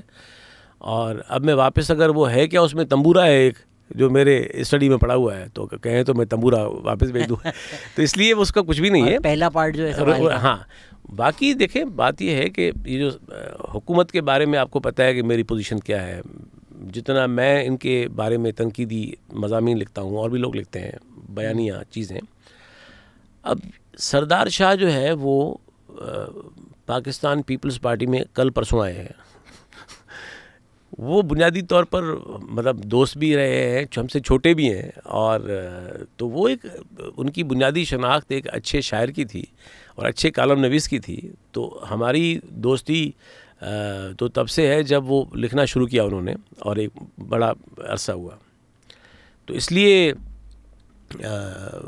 اس رائٹر اور اس شاعر اور اس شخص سردار شاہ سے وہ ذاتی تعلق اس طرح سے موجود ہے. لیکن having said all this, مجھے کبھی کسی نے نہیں دیکھا ہوگا کہ میں سندھ حکومت کی غلط پالیسیوں کی حمایت کرتا ہوں گا, یا ایون وزارت تعلیم ہے غلط کام کریں گے میں پبلکلی کنڈیم کرتا ہوں اور کرتا رہوں گا. تو اس لیے یہ کبھی نہیں ہو سکتا. تو اب آپ یہ کہہ لیجیے تو اس طرح تو پاکستان بھر میں نے مثال کے تو دے رہا ہوں, میں نے پاکستان کے پارلیمنٹیرینز کو پچھلے کوئی آلموسٹ 20 سال سے ملک کے اندر سیاسی کورسز پڑھائے ہیں. تو ان میں سے تو بہت جماعتوں کے لوگ ہیں کہ جو ظاہر ہے کہ چونکہ پڑھتے رہے ہیں ہمارے پاس تو ان سے دوستی بھی ہے, ایک تعلق بھی ہے. کسی نے پوچھا سوال یہ ہے کہ کیا اس ذاتی تعلق کی بنیاد پر ہماری کوئی رائے تبدیل ہوتی ہے؟ یہ ناممکن ہے, کسی کے بس کی بات نہیں ہے کہ وہ ہماری رائے تبدیل کر سکے. یہ میں مس ہو گیا, بھی مل نہیں رہا, بٹ کسی نے یہ سوال پوچھا تھا کہ آپ کو دکھ نہیں ہوتا کہ آپ یہ CSS اس میں جا کے اپنی باتیں سکھاتے ہیں, پھر بڑے ہو کر یہ بیوروکریسی آفیسر وہی کام کرتے ہیں جو آپ نے منع کیے ہوتے ہیں. دیکھیں اب میں خود کو استاد تو نہیں کہہ سکتا, میں خود طالب علم ہوں, لیکن استاد کو تو ایک لالچ ہوتی ہے کہ آگے جو بھی لوگ ہیں وہ ان آئیڈیاز پہ, ان تصورات پہ, ان خیالات پہ آئیں, اور ظاہر ہے کہ وہ معاشرے کا حصہ ہے. تو میں مثال کے طور پر یہ جو پاکستان کی بیوروکریسی ہے تو نیپا میں نم میں ہر بیچ میں آتا ہوں اور ان کو پڑھاتا یہی ہوں. پاکستان میں ڈائیورسٹی کا سوال, پبلک پالیسیز میں کیسے آتی ہے, لوکل گورنمنٹ سسٹم کیسے ہم اس کو استعمال کر سکتے ہیں اس کلچرل سوشل ہارمنی کو مطلب کرنے میں. تو اب مجھے نہیں پتا کہ وہ جو ہمارے ان کورسز میں پڑھتے ہیں تو آگے جا کر کتنا کچھ کرتے ہوں گے, لیکن ظاہر ہے کہ ایک جو سیاسی تعلیم ہے تو وہ تو ہمارا فرض ہے کہ ہم پڑھاتے رہیں. اور میں سمجھتا ہوں کہ سب لوگ نہیں کرتے ہوں گے، لیکن بہت سے لوگوں کو ایسے ہوتے ہیں کہ جو مجھے لگتا ہے کہ ان مکالموں سے یا ان تعلیمی کورسز سے فرق آتا ہے، چونکہ جب وہ پہلے سوال کر رہے ہوتے ہیں تو سوالوں سے نظر آتا ہے کہ ان کی سوچ کچھ اور ہے، لیکن اس کے بعد جب ہم بیٹھتے ہیں تو نظر آتا ہے کہ نہیں، کچھ فرق ہے ان کے درمیان. تو میں سمجھتا ہوں کہ یہ جو اینٹاگونزم ہے کہ نہیں ہم ان کے ساتھ ان کو پڑھائیں گے ہی نہیں، جہاں جہاں ادارے ہیں، انسٹیٹیوشنس ہیں، تو ہم وہاں پڑھا سکتے ہیں. لیکن آپ کو یہ بتا دوں میں کہ یہ مجھے پریولیج ہے، کیونکہ میرا مزاج یہ ہے کہ میں ان اداروں میں بھی اسی لہجے میں، اپنی لغت میں اور اپنے انداز سے بہت کلیئرلی پوزیشنز لیتا ہوں، کنڈیم کرتا ہوں ان تمام چیزوں کو ان لیکچرز میں بھی، جیسے میں آپ کے پروگرام میں کر رہا ہوں.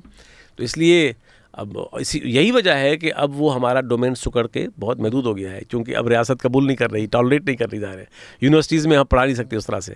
تو اس لیے میں تو اپنا فرض سمجھتا ہوں کہ جہاں جہاں بھی ہم جن تصورات میں بلیو کرتے ہیں ان تصورات کو پروفیس کریں. As an educational reformist, can you explain or just accept that there is no policy or reforms in education? کسی نے پوچھا بھی تھا کہ بہتر کیسے ہو سکتی ہے ایجوکیشن پالیسی ہماری.